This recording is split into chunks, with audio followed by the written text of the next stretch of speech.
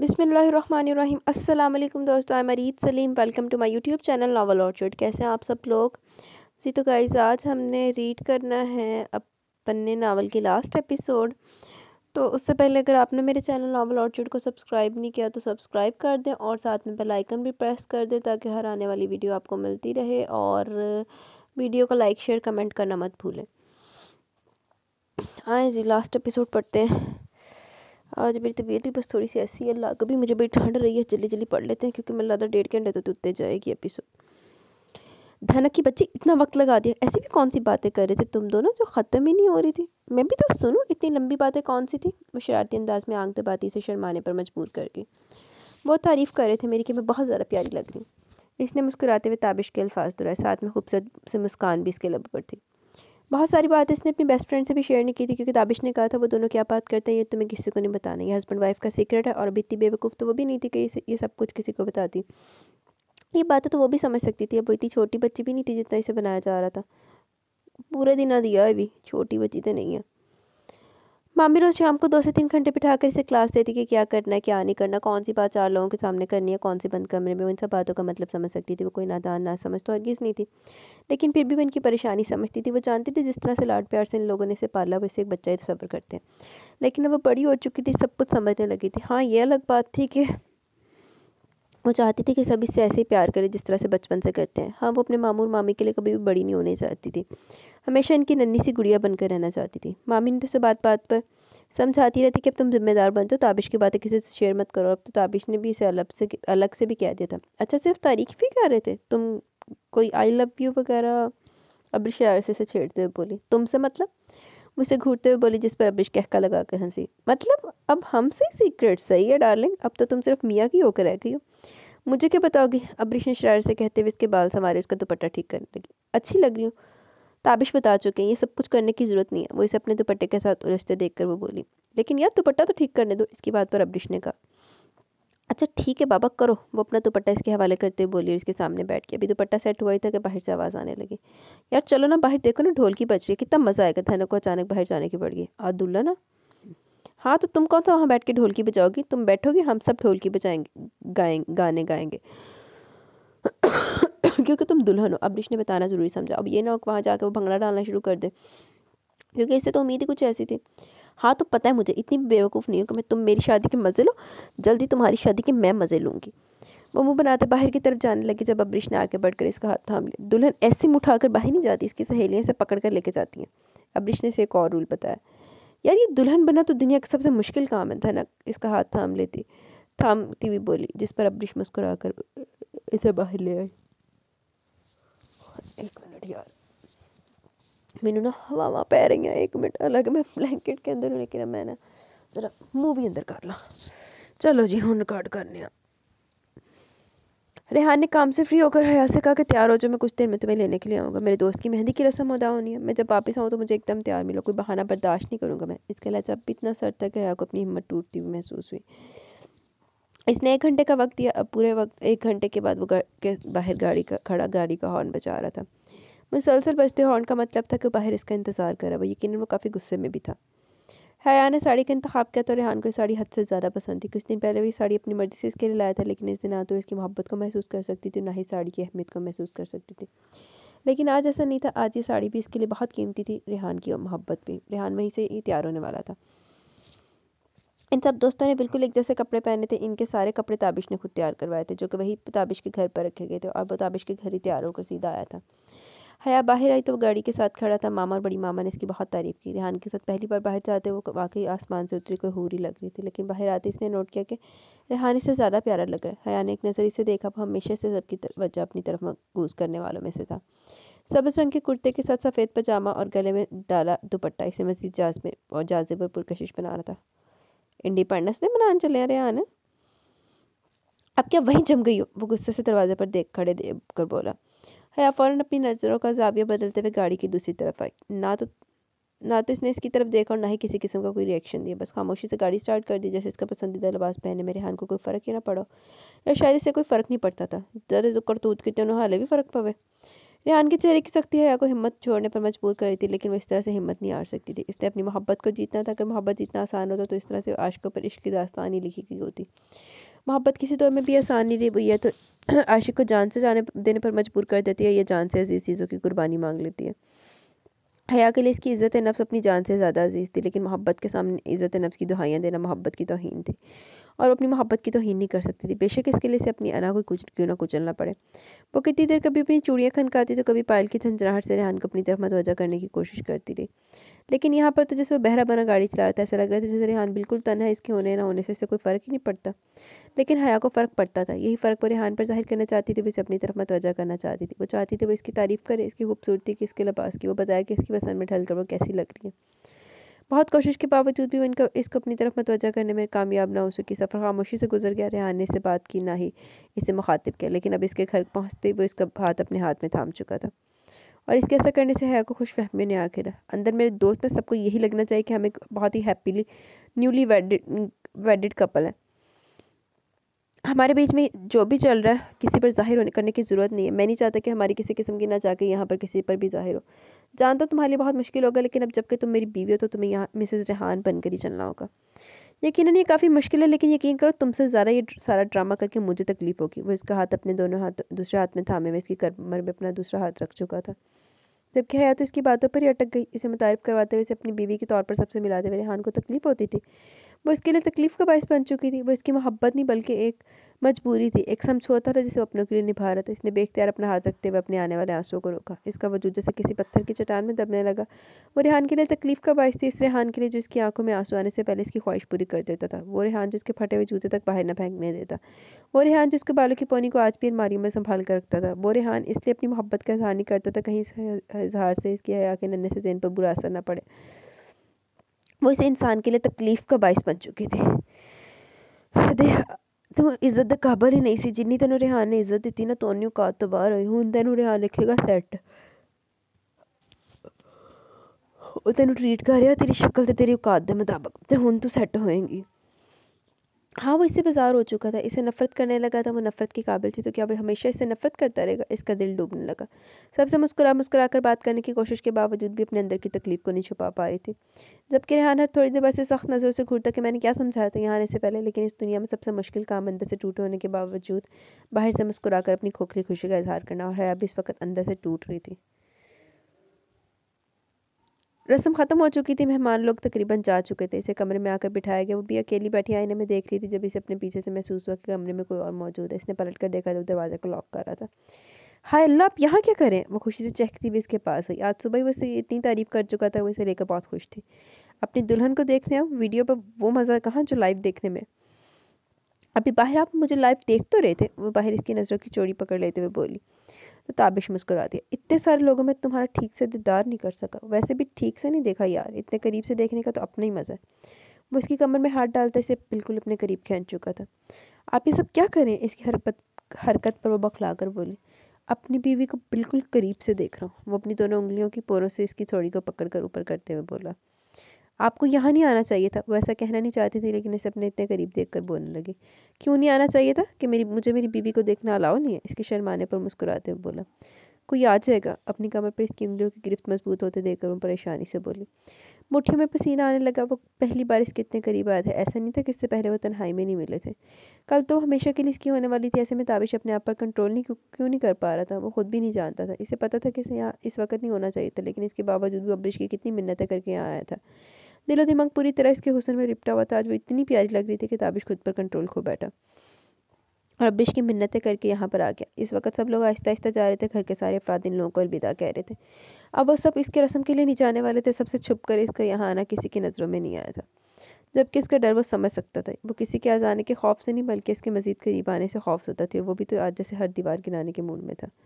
इसकी उठती झुकती पलके लरसते होंठ से पूरी तरह घायल करने में अहम किरदार अदा करे थे। वो बेबस हो गए। इसके लबों पर झुका था नक्का तो जैसे सांस ही रुक गया, लेकिन जल्दी ताबिश ने इसकी मुश्किल आसान कर चुका था। तुम सही कह रही हो, मुझे वाकई में यहाँ नहीं आना चाहिए था। देखो ना, अब मेरा वापस जाने का बिल्कुल दिल नहीं करा, लेकिन मजबूरी है, जाना पड़ेगा।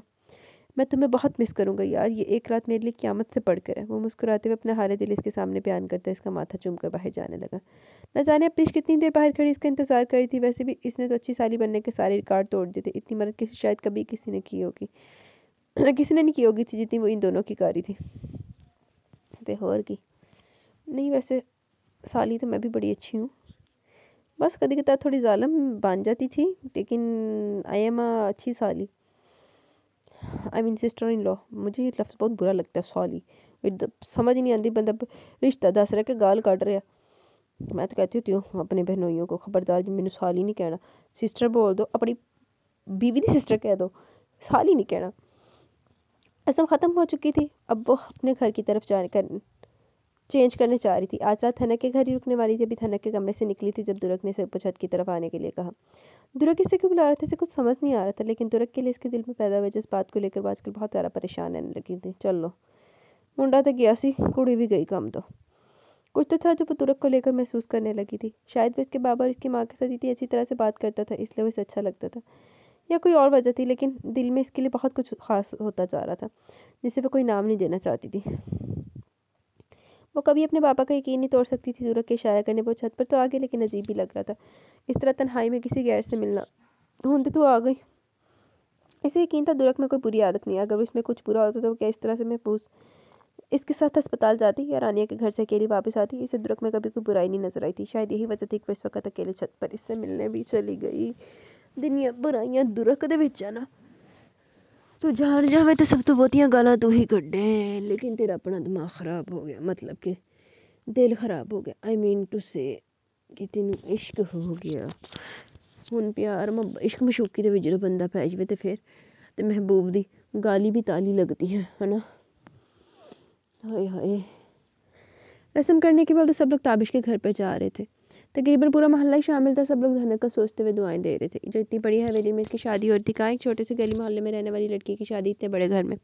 अजीम साहब ने दोनों को दुआएं देते हुए अब्रिश के लिए भी सच्चे दिल से दुआ की थी। अजीम साहब की तबीयत ख़राब होने के बावजूद भी यासिर साहब के बहुत इशरार करने पर इनके साथ तो आ गए थे, लेकिन वो इस वक्त बिल्कुल तनहा बैठे हुए थे। इनकी तबीयत ख़राब हो रही थी और सर भी घूम रहा था। वो पानी पीने की नीयत से भी उठे ही थे कि इनका सर घूमा और पैर लट खड़ा है। अगर पास खड़ा नौजवान सही वक्त पर न थामता तो यकीनन वो गिर जाते। आज आप ठीक तो अंकल? कासिम ने सहारा देते हुए कुर्सी पर बिठाया। चलो जी, जवाई साम रहा सोरे नो। बेटा मेरी तबीयत बहुत ख़राब लग रही, सर भी चकरा रहा है, मैं ज़रा पानी पीने जा रहा था। इन्होंने पानी की तरफ इशारा किया तो कासिम फ़ौरन इनके लिए पानी लेकर आया। अंकल आप किसके साथ हैं बताएं मुझे, आपकी तबीयत बहुत ज़्यादा ख़राब लग रही। कासिम ने परेशानी से कहा। हाँ बेटा मुझे भी ऐसा ही लग रहा है, मैं यासिर का दोस्त हूँ, इसी के मोहल्ले से आया। मेरे ख्याल में मुझे वापस चले जाना चाहिए। लेकिन अंकल आप इस हालत में अकेले कैसे जाएंगे? आए मैं आपको ड्रॉप कर देता हूँ, बल्कि पहले मैं यासिर अंकल को बता के आता हूँ। इनकी बात सुनने बगैर ही यासिर साहब के पास के उनकी हालत बताते हुए पहले इन्हें बेफिक्र किया और फिर इन्हें घर छोड़ने के लिए आया। अजीम साहब को ये नौजवान अच्छा तो बहुत लग रहा था, जो बिना किसी मतलब के इनकी मदद कर रहा था, लेकिन अपनी वजह से तकलीफ देते हुए इन्हें अच्छा भी नहीं लग रहा था। लेकिन कासिम इनको बिना कुछ बोलने का मौका दिए ना सिर्फ घर छोड़ा, बल्कि इनकी वाइफ से मिलते हुए ख्याल रखने को भी कहा। जब यासिर साहब ने ज़बरदस्ती से चाय पर रोक लिया, चाय की ज़रूरत वो खुद भी महसूस कर रहा था, वो तकल्लुफ़ रखने और लेने वालों में से हरगिज़ नहीं था, इसलिए फ़ौरन हाँ कर दी। बेटा आपके घर में कौन कौन है? नजमा बेगम ने मुस्कुराते हुए पूछा। जी मेरे घर में मेरी एक बहुत प्यारी सी बीवी और सिर्फ चंद दिन का बेटा, कासिम ने मुस्कुराते हुए बताया। माशाल्लाह माशाल्लाह, अल्लाह ज़िंदगी दे, बहुत बहुत मुबारक हो, यासिर साहब ने खुश दिली से कहा। अजीम साहब ने थैंक यू सो मच आमीन। कासिम चाय ख़त्म करते हुए उठा। बेटा किसी दिन आना अपनी बीवी और बच्चे को लेकर, हमें बहुत खुशी होगी, नजमा बेगम ने कहा। खुशी तो नहीं तन होग, फिर तड़फना ही आ तुसी, मतलब दुख तो होएगा, खुशी नहीं होएगी जो अपने बीवी बच्चे ने लाया। जी ज़रूर इंशाल्लाह किसी दिन आएंगे, फ़िलहाल तो मुझे वापस ताबिश के पास जाना होगा, मुझे ढूंढ रहा होगा वो, और आपको नहीं पता अगर मैं इसे नज़र नहीं आया तो मुझे बाद में कितनी गालियाँ सुनाएगा। वो मुस्कुराते हुए अलविदा कहकर वहाँ से निकला। माशाल्लाह बहुत प्यारा बच्चा था। अब देखें ना, बिना किसी मतलब के इसे इस दुनिया में आपकी मदद कौन करता है? ऐसा नजमा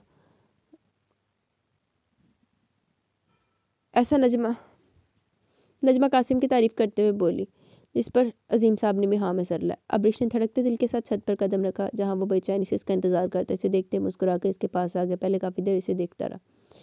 मैं बहुत दिनों से तुमसे कुछ कहना चाहता था अब्रिश, लेकिन सच कहूँ तो पहले इतनी हिम्मत ही नहीं कर पाया, और फिर इस सब के लिए मैंने एक दिन मुकर्रर किया। आखिर कभी ना कभी तो अपने दिल की बात तुम्हारे सामने खोलनी थी। वो मुस्कुराते हुए इसे देखकर बोला, जबकि अब्रिश इसका बदलाव अंदाज और लहजा देखकर परेशान हो चुकी थी।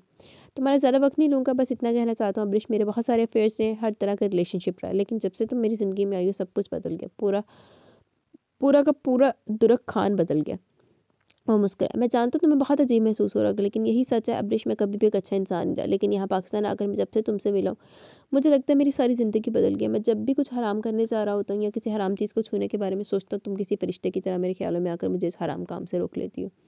मैं ये नहीं कह रहा कि तुमसे मिलने के बाद मैं एक बहुत नेक इंसान बन चुका हूँ, ऐसा नहीं है। मैं वैसा ही हूँ, एक गुनाहगार, दुनिया और आखिरत में से दुनिया को चुनने वाला, लेकिन मैं बदलना चाहता हूँ। अब यकीन करो, मैं बहुत बदलना चाहता हूँ। मैं अपनी पुरानी ज़िंदगी में अपनी पुरानी रूटीन को छोड़कर एक नई ज़िंदगी में कदम रखना चाहता हूँ, और मैं चाहता हूँ कि तुम मेरे इस कदम में मेरे साथ रहो। मैं चाहता हूँ कि मेरे सफ़र में तुम मेरी हमसफ़र बनकर मेरी ज़िंदगी में शामिल हो जाओ। यकीन करो अब्रिश, आज तक तुम्हें देखकर मेरे दिमाग में कभी कोई गलत बात नहीं, एक भी कोई गलत सोच नहीं आई। साने ज़ीम, तेरा शुक्रिया। तुम्हें देखते मैंने तुमसे शादी का इरादा किया था। मैं जानता हूँ कि मैं एक अच्छा इंसान हरगिज़ नहीं हूँ। तुम शायद एक अच्छे इंसान के ख्वाब देखती होगी, अपने लिए तो फेक इंसान को चुनने के बारे में सोचा भी नहीं होगा, लेकिन अब मैं तुम्हारे लिए खुद को बदलने की कोशिश करूँगी। मैं आज रात कनाडा जा रहा हूँ। मेरी वापसी तकरीबन 2 हफ्तों के बाद होगी। अब्रिश, मैं चाहता हूँ कि जब तक मैं वापस नहीं मैं आता तब तक तुम मेरी बात मोहब्बत का जवाब मोहब्बत से, जब तक मैं वापस आता हूँ तब तक तुम मेरी मोहब्बत का जवाब मोहब्बत से दो। मैं तुम पर कोई ज़ोर ज़बरदस्ती नहीं कर रहा, बस कुछ उम्मीद लेके जाना चाहता हूँ। क्या तुम मेरी मोहब्बत को कबूल करके मुझे एक नई ज़िंदगी देना चाहोगी? और अपने हाथ में पकड़ी अंगूठी इसके सामने करता ज़मीन पर बैठ गया। चलो भाई, प्रपोज हो गया। अब इसको कुछ समझ नहीं आ रहा था वो हाँ करे या ना। वो इस शख्स इसकी दुनिया में दस्तक देने वाला पहला इंसान था। वो इसे इनकार करके इसका दिल नहीं तोड़ना सकती थी, लेकिन इसे यकीन था वो इसके अब्बू को मना लेगा। वो दुरक से बहुत प्यार करते हैं। ये भी तो हो सकता है कि अब्बू ने इसके लिए दुरक को ही सोचा। इसका पास्ट क्या था क्या नहीं, इससे अब्रिश को कोई फ़र्क नहीं पड़ता था। वो हाल में जीने वाली लड़की थी। मतलब उनकी आस ही ना, इश्क मशूकी च गाली भी ताली लग दी है। मारो गोली पास नू, भावें जानी है तो जिद्दां दा भी है। दिमाग ख़राब इदा ही होंदा।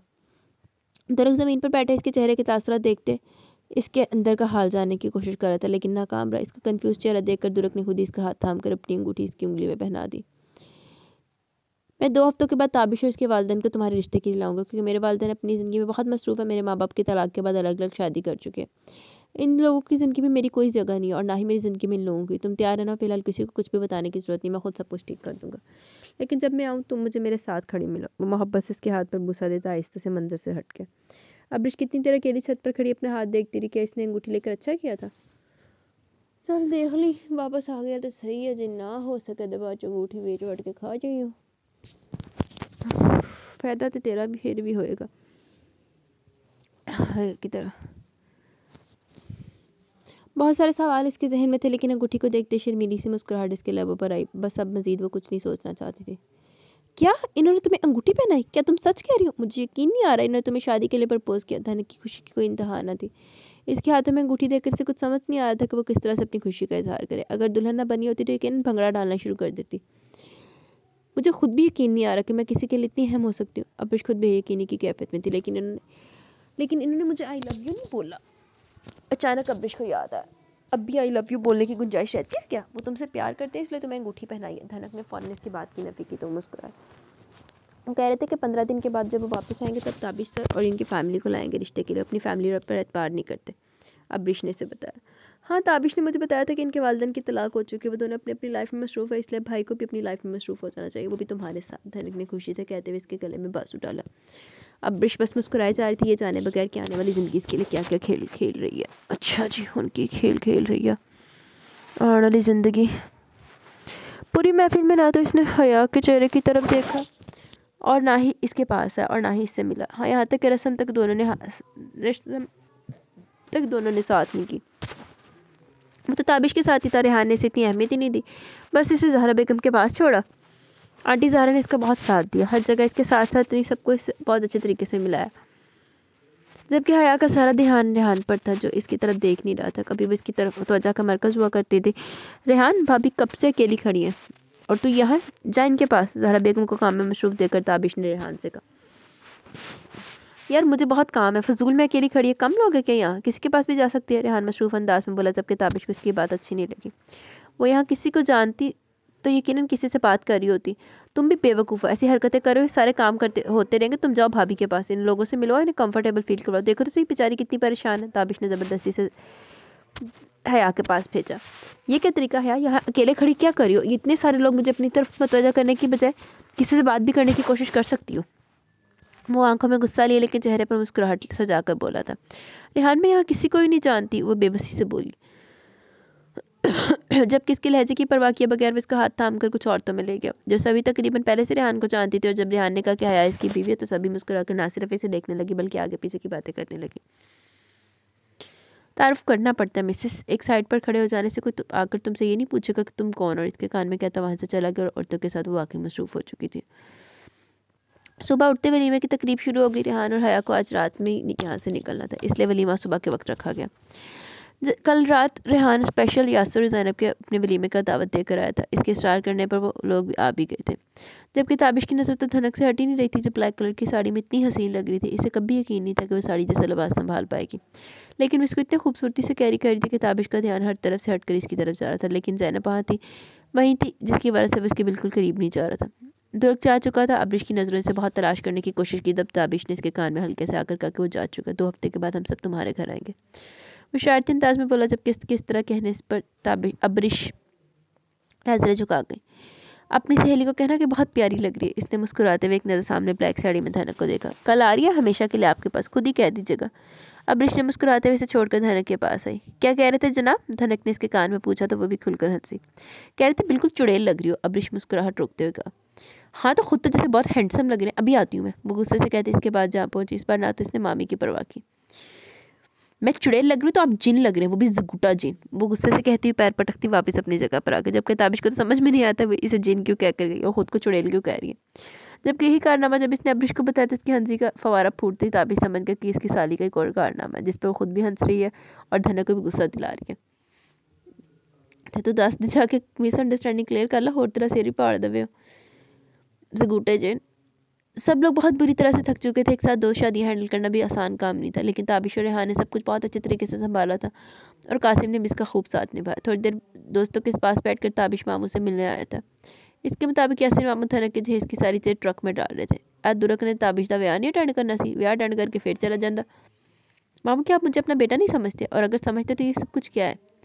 मैं सब कुछ लेकर नहीं जाना चाहता। अगर आप अपनी धनक को कुछ देना चाहते तो वो दे जो हमारे रसूलुल्लाह सल्लल्लाहु अलैहि वसल्लम ने अपनी बेटी को देकर रुखसत किया था। ये सब कुछ मुझे नहीं चाहिए। खुशी तो मुझे तब होगी जब मेरी बीवी अपने घर में एक जायनमाज, तस्बीह और अपने हुस्न अखलाक का नूर लाएगी। ताबिश ने रोकने की बहुत कोशिश की लेकिन मामू नहीं रुके। ताबिश के घर में इन सब चीज़ों की कोई अहमियत नहीं थी, लेकिन वो इतना महंगा और नफीस फर्नीचर रखते थे, क्योंकि वो इतना महंगा और नफीस फर्नीचर रखते थे जिसके सामने सबकी कोई औकात ही नहीं थी। पता नहीं, मामू तो बस अपने दिल की ख्वाहिशात पूरा कर रहे थे। ओहो, खर्चा करके ख्वाहिशात पूरियाँ कर फे मामू। आए, मुझे आपसे कुछ बहुत ज़रूरी बात करनी है। मुझे ज़बरदस्ती बैठाने लगा जबकि वो थोड़ी देर पहले बड़ी मुश्किल से उठकर स्टिक के सहारे धनक का सामान लोड करवा रहे थे। अब इसने एक फाइल इनकी तरफ बढ़ाई तो वो कन्फ्यूज से देखने लगे। बेटा ये क्या है? इन्होंने पूछा। आपके बेटे की तरफ से आपके लिए छोटा सा गिफ्ट है मामू। आपकी दुकान मैंने दोबारा तैयार करवाई है और कर्जदारों को इनकी सारी रकम अदा कर चुका हूँ और मैंने कोई आप पर एहसान नहीं किया, ये मेरा फ़र्ज़ है। मैं आपका बेटा हूँ, इसलिए कोई भी ऐसी बात करके मेरा दिल मत दुखाइएगा। वो कुछ कहने से पहले बोल पड़ा। मामू के पास तो जैसे अल्फाज ही ख़त्म हो गए। जबकि दरवाजे के करीब खड़ी धनक अपने आंखों से नमी साफ करती वहीं से पलट गई। इसके मामू ने इसके लिए बिल्कुल सही इंसान का इंतखाब किया तो वो सच में शहजादा था जो अपनी शहजादी और उसके अपनों की हर मुसीबत को खुद पर लेकर हल करता था।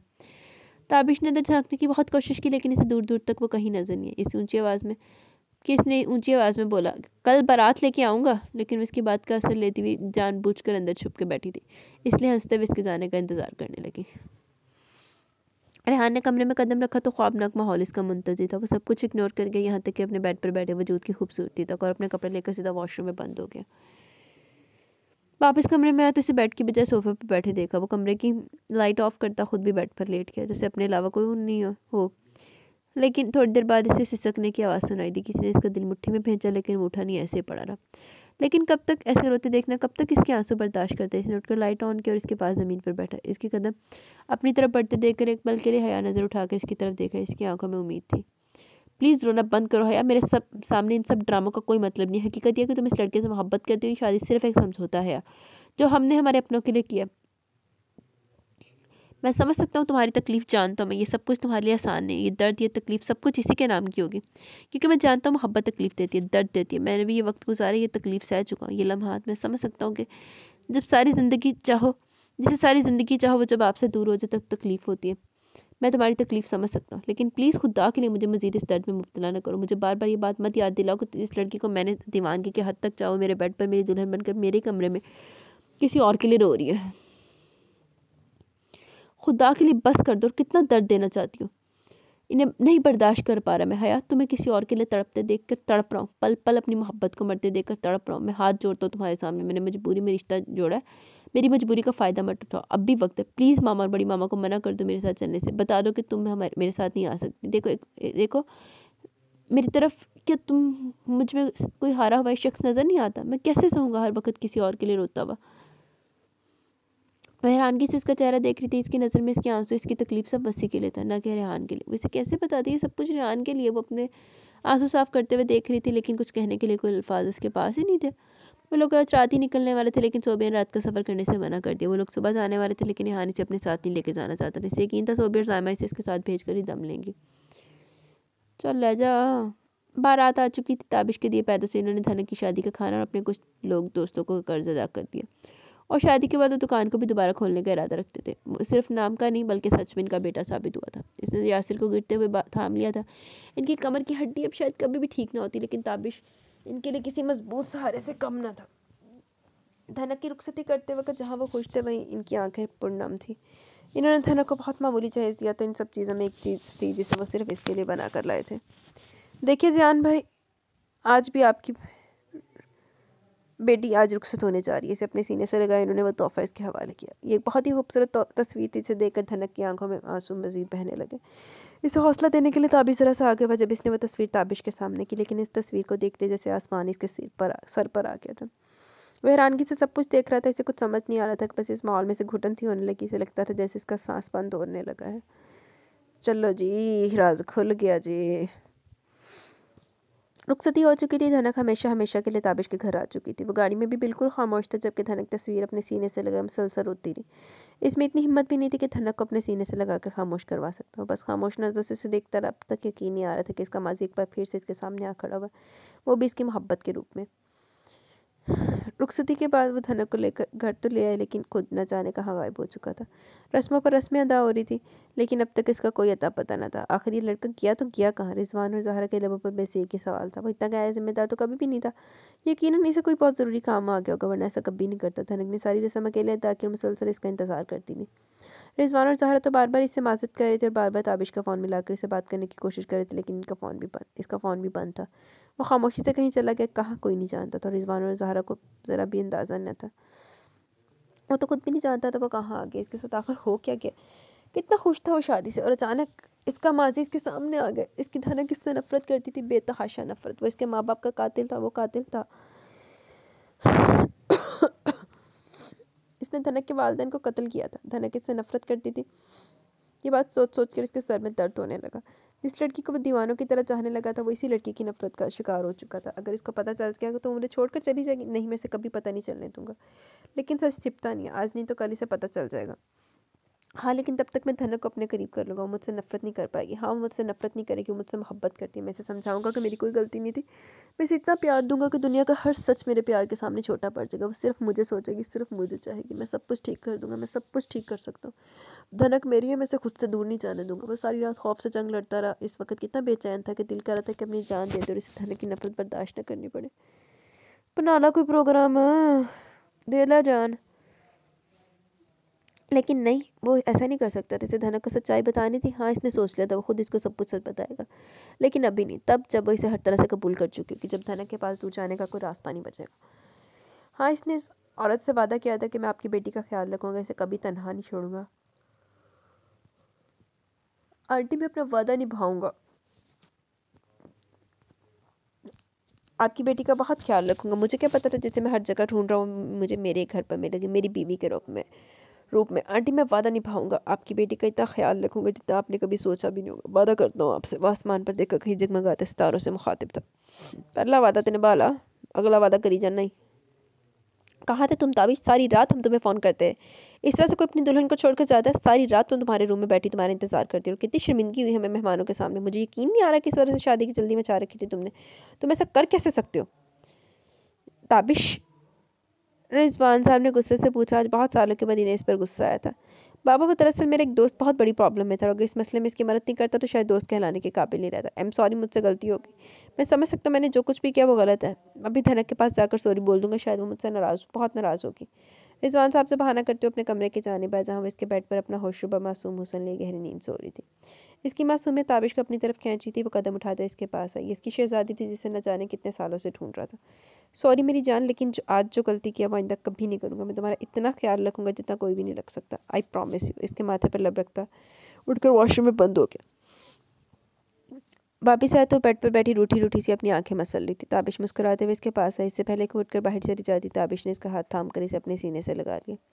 यार बहुत बड़ी प्रॉब्लम में फंस गया था। दोस्त मसले में था, इसका मसला हल नहीं करता तो बेचारे को बहुत बुरा लगता। तुम तो मेरी हो, अब सारी ज़िंदगी मेरे पास ही रहोगी, तो तुम तो मेरी प्रॉब्लम समझ सकती हो ना। लेकिन अगर तुम्हें नहीं लगता कि मुझे इसकी मदद करनी चाहिए तो आई एम रियली सॉरी। नहीं ताबिश, आपने अपने दोस्त की मदद करके बहुत अच्छा किया। वो इसके कानों तक जाते हाथों को थाम कर बोली, जिस पर ताबिश ने मुस्कुराते हुए इसे अपने सीने से लगाया। मुझे पता था तुम मेरी प्रॉब्लम को ज़रूर समझोगी, लेकिन अब मेरी दूसरी प्रॉब्लम को समझो, वो रोमानवी अंदाज में कहता इसके चेहरे पर झुकने लगा जब धनक ने इसे धक्का मार के खुद से दूर किया।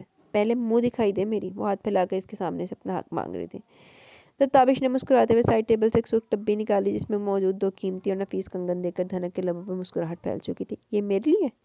वो बेयकीनी से देखती पूछने लगी। नहीं, ये मैं पहनने वाला हूँ, शरारत से कहते ताबिश ने धनक का हाथ थामते हुए इसके हाथ में कंगन पहनाए। अब इजाज़त है? वो इसकी थोड़ी को ऊपर करते हुए इसके लबों को देखते हुए बोला, जबकि धनक ने मुस्कुराते हुए अपनी आंखें बंद कर ली। इसकी रजामंदी पर इसके चेहरे पर झुका ही था कि बाहर से किसी ने दरवाज़ा बजाया। धनक बीबी, ताबिश साहब आपका नाश्ते पर इंतज़ार किया जा रहा है।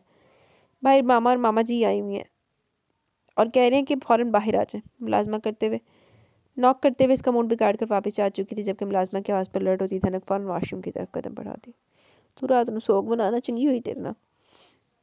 रेहान ने बहुत कोशिश की कि वह इसके साथ ना आए, लेकिन फिर भी साइमा और सोबिया ने इसे इसके साथ भेज कर ही थम लिया। फ्लाइट में भी वो एक लफ्ज़ न बोला, जबकि हया थोड़ी देर में इससे कुछ ना कुछ पूछने की कोशिश करती हुई जिसे मुकम्मल तौर पर नज़रअंदाज करता अपने चेहरे पर रुमाल रखकर सोने का ड्रामा करने लगा। लेकिन हया ने भी सोच लिया था कि इस बात को तो इस बार तो इसे मना कर ही दम लेगी। इसे बताया गया कि इसके लिए रोती है, इसके आंसू, इसकी मोहब्बत, हर चीज़ पर सिर्फ और सिर्फ इसका हक है। इसने गलतियाँ की थी शायद बहुत ज़्यादा, लेकिन अब अपनी गलतियों का उजाला करना चाहती थी और रेहान के साथ एक नई ज़िंदगी की शुरुआत करना चाहती थी, जिसमें सिर्फ वो और रेहान किसी तीसरे की जगह ना बचे। इस यकीन तक बहुत जल्द ऐसा होगा, वो उसको दोबारा अपनी तरफ मतवज्जा करने में कामयाब हो जाएगी। रेहान इसे घर छोड़कर न जाने कहाँ गायब हो चुका था, जबकि हया ने ना सिर्फ अपने घर को चमकाया था, बल्कि इसकी पसंद के मुताबिक कपड़े पहन के इसके लिए इसकी पसंद का खाना भी तैयार किया। रात के साथ गहरे होने लगे तो इसे खौफ आने लगा। न जाने वो कहाँ रह गया था। वो इस घर में अकेली थी। आसपास और फ्लैट तो थे, लेकिन सिर्फ लड़कों के। आखिरी बिल्डिंग में एक फैमिली रहती थी, लेकिन अब वो अपने डर की वजह से वहाँ तो नहीं जा सकती थी। और रेहान को तो वैसे भी फजूल में किसी के गले पड़ना हरगिज़ पसंद नहीं था। रेहान आप कहाँ रह गए? जल्दी से वापस आ जाए, मुझे बहुत डर लग रहा है। सोचते हुए मुसलसल इधर से उधर टहरी थी जब इसे घंटी की आवाज़ सुनाई थी। खुदा का लाख लाख शुक्र है आप आ गए रेहान, मुझे बहुत डर लग रहा था। प्लीज़ आप जल्दी आया करें, वरना मेरा यहाँ रहना मुश्किल हो जाएगा। वो अगले तेरी से कहती इसके सीने पर अपना सर रखते हुए इसके गिर्द बाजू फैला के, जब रेहान ने अगले लम्हे से खुद से दूर किया। मेरे सामने ड्रामा करने की ज़रूरत नहीं है, अपनी हद में रहो। ये सब कुछ सिर्फ और सिर्फ माँ और छोटी माँ के सामने। यहाँ आज़ाद हो, चाहे किसी के लिए आंसू बहाओ या किसके साथ गुजरे हुए लम्हात में जीती रहो, मुझे कोई फ़र्क नहीं पड़ता। वो गुस्से से कहता अंदर आ जा चुका था, जबकि हया की आंखों में नमी फैलने लगी। हया अपनी आंखों से आंसू साफ करते इसके पीछे आई, जिस पर मजीद भड़क उठा। मैंने तुम्हें मना किया ना हया, मेरे पीछे आना बंद करो। तुम्हारा कमरा मैं तुम्हें दिखा चुका हूँ, जाओ सो जाओ वहाँ। एक बार फिर मजीद गुस्से से बोला। रेहान खाना तो खा ले, आपके लिए मैंने भी सुबह से कुछ नहीं खाया। हया की आंखों के साथ आवाज़ में भी नमी थी, जिसे रेहान इग्नोर करके। तो मैंने कहा था सुबह से भूखी बैठी रहो, जाओ जाकर खाना खाओ और सो जाओ। आज के बाद मेरा इंतजार करने की ज़रूरत नहीं है, मैं बाहर से खा के आता हूँ और वहीं से खाऊंगा। वो कहते हुए बाहर जाने का इशारा करने लगा, जैसे हया बुत बनी से देख रही थी। वो इसे वैसे वहीं खड़ा देख कर रेहान ने को मजीद गुस्सा आने लगा, जब अगले लम्हे रेहान ने इसका हाथ थामा और तकरीबन घसीटते हुए इसे अपने साथ दूसरे कमरे में लिया। मैं तुम्हें पहले बता चुका हूँ कि तुम्हारी ड्रामे मुझ पर नहीं चलेंगी। यहाँ बैठो, सारा दिन इस घर में रहो, बस इसे याद करो। लेकिन मुझसे किसी भी किस्म का ताल्लुक़ रखने की गलती मत करना। कल सुबह तैयार रहना, यूनिवर्सिटी में तुम्हारा एडमिशन करवाना है। लेकिन रेहान अलग कमरे में? हाँ, अलग कमरे में। अगर मेरी ज़िंदगी में तुम्हारी जगह नहीं, तुम्हें अपने कमरे में जगह क्यों दूँ? ये सारे ड्रामे सिर्फ और सिर्फ माँ और छोटी माँ के सामने। इससे ज़्यादा मुझसे और कोई उम्मीद मत रखना। वो कहता हुआ अपने कमरे में चला गया, जबकि थोड़ी देर के बाद अपना गुस्सा दरवाजे पर निकालता कमरे में बंद हो गया। हया के आंसू रुकने का नाम नहीं ले रहे थे, लेकिन एक नए दिन के साथ इसके दिलों में अपनी जगह बनाना चाहती थी। वलीमे की रस्म अदा हो रही थी। वो स्काई ब्लू लहंगे में खूबसूरती की हदों को छू रही थी, जबकि इसके साथ ही 3 पीस सूट में बैठा राबिश भी अपनी मिसाल आप था। हर कोई इसकी तारीफ कर रहा था। लोग तो इन्हें चांद सूरज की जोड़ी कह रहे थे। वैसे ताबिश दे वलीमे ताबिश ने सारे दे विआह में शिरकत कीतियां। ताबिश दे विआह किसी ने शिरकत नहीं करनी, दूरा को भी भज गया। अल्लाह जी, रेहान भी दफा हो गया। ज़हरा से मिलने वाली हर औरत बस यही कह रही थी कि चांद सी बहू लाई हो, जिस पर मुस्कुराते हुए हाँ में सर लाती। वाकई इनकी बहू चांद से कम न थी। अब्रिश और बाबा भी वलीमे पर आए हुए थे। अब्रिश के काम तो यहाँ पर ऐसे शुरू होकर ख़त्म होने का नाम ही नहीं ले रहे थे। बाबा अपने दोस्तों के साथ मसरूफ़ थे जब इन्हें कुछ फासले पर खुद पर कोई नज़रें महसूस हुई। इन्होंने मुड़कर देखा तो आंखों में अचानक गुस्सा भरा, लेकिन इससे ज़्यादा गुस्सा तो इन्हें तब आया जब अचानक कासिम इसके पास आकर रुका। क्या हुआ रानिया, तुम इस तरह से रो क्यों रही हो? वो इसे बुरी तरह से रोते थे देखकर कासिम परेशान सा इससे पूछने लगा, जबकि इनकी नज़रों के ताक़ुब में देखते अजीम साहब को देखकर वो भी परेशान हो गया। जब इसे अब अगले लम्हे अजीम साहब गुस्से से नज़र फिरते वहाँ से तेज़ी से निकल गए, जबकि रानिया कासिम के सीने से लगी बुरी तरह से रोने लगी। कासिम, कुछ ऐसा हो जाए कि बाबा मुझे माफ़ कर दे, कुछ ऐसा हो जाए कि सब कुछ ठीक हो जाए। मैं क्या करूँ, मैं किस तरह से इनसे माफ़ी मांगूँ? इसे रोते और बाबा को चाहते देखकर अब्रिश फ़ौरन नानिया के पास आई। आ गई माँ बना नाचते हुई। अल्लाह पर यकीन रखें आप ही, इंशाल्लाह सब कुछ ठीक हो जाएगा। वो इसे अपने गले से लगाते हुए हौसला देने लगी, जबकि रानिया बुरी तरह से रो रही थी। मर जा चाह के रानिया, फिर तेरा अब्बा तेरे माफ़ कर दे। शायद कुछ ठीक नहीं होगा, सब कुछ ख़राब हो गया। पापा मुझे कभी माफ़ नहीं करेंगे। मैं क्या करूँ, ऐसा क्या करूँ कि बाबा मुझे माफ़ कर दें? खुदकुशी। वो फूट फूट कर रोते हुए इसके सीने से आ लगी। इसके किसी भी सवाल का जवाब अब्रिश के पास नहीं था।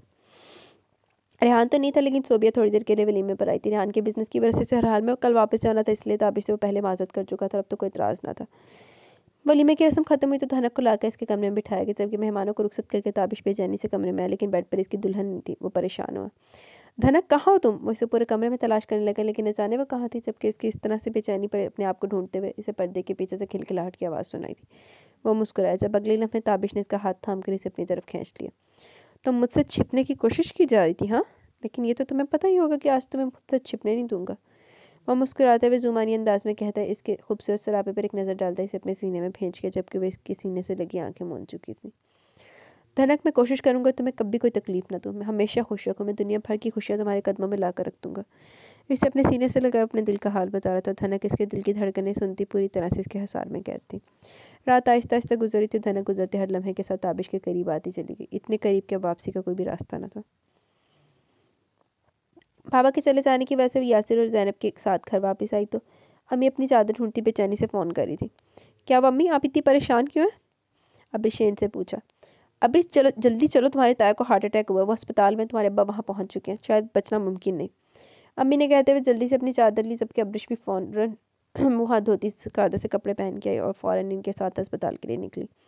अल्लाह ना करे ताया अब्बू को कुछ हो जाए। इनके लिए तो वही इनका सबसे बड़ा सहारा है। वो लोग कैसे भी क्यों ना हो, लेकिन अब्बू इनसे बहुत मोहब्बत करते थे। चल फिर अब्बू तन हुन तोरेगा ताए अपने भरा दी मोहब्बत दे विच। रेहान अपने लैपटॉप पर काम कर रहा था, जबकि ध्यान बार बार इस कमरे की तरफ जा रहा था। इसने सुबह से कुछ नहीं खाया था, इसके इंतजार में बैठी थी और वैसे भूखा तो नहीं छोड़ सकता था। वो कितना इनकार क्यों ना करे, लेकिन मोहब्बत इस तरह से नहीं मरती। वो उठकर किचन में जा खाना तैयार था। रेहान की पसंद की हर चीज़ मौजूद थी। वो बेसाख्ता मुस्कुराया, लेकिन फिर वसी का ख्याल आता इसके अलावा बेंच से कि इसने सुबह से कुछ नहीं खाया था, तो भूख तो खुद भी महसूस हो रही थी। इसने खाना गर्म के बाहर टेबल पर लगाकर कमरे में आया। वो ज़मीन पर बैठी बेड के साथ टेक लगाई, शायद सो रही थी। चेहरे पर आंखों के मीठे मीठे आंसुओं के मीठे मीठे नक्श थे। इसे खुद पर अफसोस हुआ, इस लड़की को कैसे तकलीफ दे सकता है जिसे वो खुद बेपनाह मोहब्बत करते, लेकिन वो क्या करता, कुछ भी कर ले। इसकी गलती को भुलाकर आगे बढ़ना इसके लिए इतना आसान नहीं था। इस लड़के के लिए इसने अपने ख़ानदान तक की परवाह न की। इसकी मोहब्बत तो चलो बाद में आती, इसने अपनी माँ तक की परवाह न थी। ये बात सोचते से मज़ीद गुस्सा आने लगता, लेकिन इसकी हालत देखकर दिल बेचैन हो जाता था। वो इसे इस तरह से माफ़ नहीं कर सकता था। इसने गलती की थी जिसकी सज़ा इसे मिलनी थी। वो इसे एहसास दिलाना चाहता था कि इसने जो किया वो गलत है। हया, उठो, मैं खाना खा रहा हूँ, बाहर आ जाओ। वो सर्द मोहरी से इसका कंधा हिलाकर बाहर चला गया, जबकि अचानक नींद से उठने की वजह से पहले तो इसे कुछ समझ में नहीं आया, लेकिन फिर पेट के चूहों ने दहाई दी। वो फ़ौरन भागकर बाहर आई, जहाँ रेहान टेबल पर बैठकर अपना खाना शुरू कर चुका था। ये तो खाना खा के आए थे, ख्याल ने खुद से कहा, हया ने खुद से कहा, लेकिन फिर भी बिना कुछ बोले हाथ मुँह धोकर बैठकर खाना खाने लगी।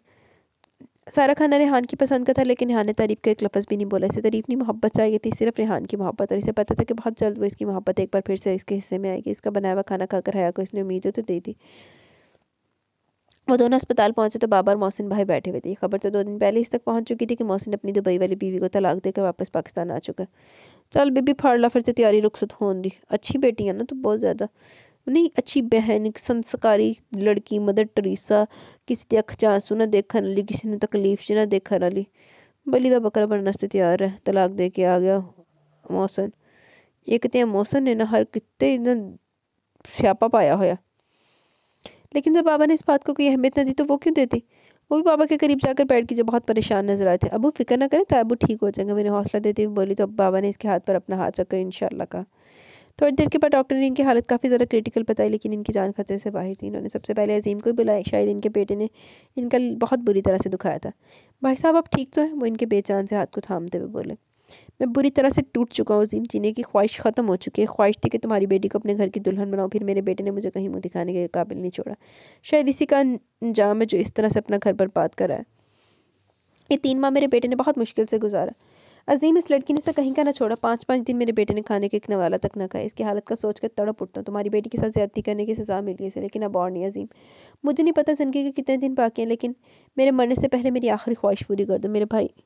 वो अपने हाथ बांधते हुए बोले, मुझे अब्रिश का रिश्ता दे दो मेरे भाई। मैं तुम्हारे सामने हाथ जोड़ता हूँ। मैं जानता हूँ जो कुछ हुआ बहुत गलत हुआ, लेकिन मुझे अपनी बेटी का रिश्ता दे दो। मैं तुम्हारी यह एहसान ज़िंदगी भर नहीं भूलूंगा। तायबू ने रोते हुए इनके दोनों हाथ थामे, जबकि अब्बू के पास कोई जवाब ना था। रोड़ देती होर तू की कर सकना, भरा दी मुहब्बत भी तो है ना। मर गया भरा तो सारी जिंदगी दुख रहेगा तेनू। ते ओनू रोड नू फड़ के ना फांसी ला दो फड़ के अबरीश नू। वो धनू को लेकर घर आया था। आज रात की फ्लाइट से वो लोग लंदन जा रहे थे। सुबह उठते हुए सबसे पहले घर आकर अबरीश को ये बात बताना चाहती थी। अपने घर आने से पहले वो अबरीश के घर ही गई थी। वहाँ जाके इसके ताए की तबीयत के बारे में पता चला तो ताबिश को बहुत अफसोस हुआ। और थोड़ी देर के इनके घर बैठने के बाद मामू मामी के पास आ गए। तकरीबन आज शाम तक वो लोग वहीं रहे और फिर शाम की फ़्लाइट से लंदन रवाना होने वाले थे। अब वो 3 महीने तक वहीं रहने वाले थे। ताबिश हर तरह से इसका ख्याल रख रहा था। इसने मामू मामी से वादा भी किया कि वो रोज़ इन दोनों को धनक से बात कराएगा। लेकिन एक बात थी, इतना वो अपनी रुखसती पर नहीं रोई थी जितनी कि आज शायद इस बारे से पता था कि बाकी इन लोगों से बहुत दूर जा रही है। बाबा बहुत ज़्यादा परेशान थे। न जाने क्या बात थी जो किसी से भी शेयर नहीं कर रही, लेकिन इनकी परेशानी इसके चेहरे से साफ झलक रही थी। अब्रिश इनको लेकर बहुत परेशान थी। रानिया बहुत ज़्यादा बीमार थी। बाबा की इस तरफ से नज़रें फेर लेना इसके दिल को बेचैन कर गया। जा तेन मैं फड़ के ना कुत्ते आगे पावां, लानती औरत। हाले भी नपनी नहीं पई, उन्होंने रानिया की अग लगी हुई। रानिया तेन दफन हो जा, तू भी मर जावे रानिया, फिर तू भी नाल मर जा। आखिर कब तक वो इसकी गलती की सजा इसे देते रहेंगे। अब्रिश रानिया की वजह से बहुत ज़्यादा परेशान थी। सुबह इसने जब कासिम को फ़ोन किया, इसने ये बताया वो सारी रात रोती रही है। मर जाती रोती रोती, भजन पहले सोच लेंदी।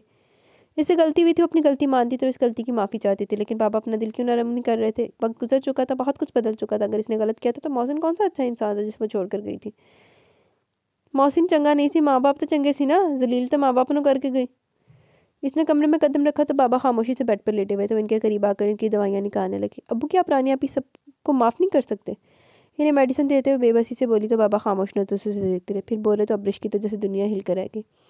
तो मोहसिन से शादी कर सकती हो? अब्रिश तुम्हारे ताए की आखिरी ख्वाहिश है। तुम्हारा ये फैसला एक इन्हें ज़िंदगी दे सकता है।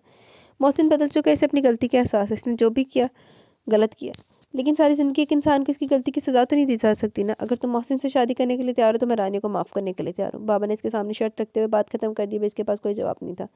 वो कितनी देर से देखते रहे। अब्रिश को कभी दुर्ग का ख्याल आता तो कभी रानिया का, लेकिन अपनी बहन के लिए कुछ भी करने को तैयार थी। लेकिन अपनी मोहब्बत को छोड़ देना, क्या वो दुर्ग से मोहब्बत करती थी?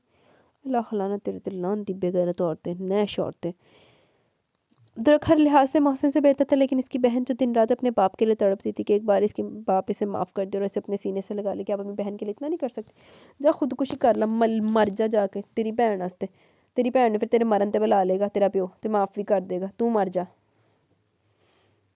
मौका फराहम कर देनू माफ़ करन दा। मुझे मंजूर है, मैं मोहसिन से शादी के लिए तैयार हूँ, लेकिन आपको रानी आपी को वापस लाना होगा।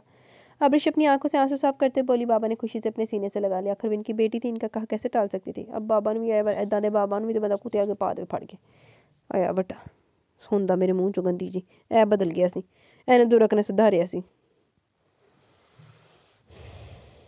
इसे लगा तो धनक को डर लगेगा फ्लाइट में बैठते हुए, लेकिन वो तो ऐसे मज़े से थी जैसे ये जहाज़ इसका अपना घर हो। ताबिश को बहुत अफसोस हुआ। ताबिश पे ज़्यादा तो सोच सोच के खुश हो रहा था कि वो इसके सीने में मुँह छुपाएगी, डर कर इसके साथ चिपकी रहेगी।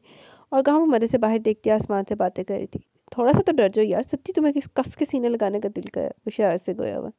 जी नहीं, मुझे बिल्कुल डर नहीं लग रहा। आपको हीरो बनने की कोई बिल्कुल ज़रूरत नहीं है, धनक ने हंसते हुए कहा, जबकि ताबिश इसके अंदाज पर मुस्कुरा दिया। दिन तेरी से गुजरे थे। हया को यहाँ 1 हफ्ता गुजर चुका था। रेहान का लहजा अब भी वैसा ही था। इसका यूनिवर्सिटी में एडमिशन करवाने के बाद इसे खुद यूनिवर्सिटी छोड़ता था, वापसी पर लेने के लिए आता।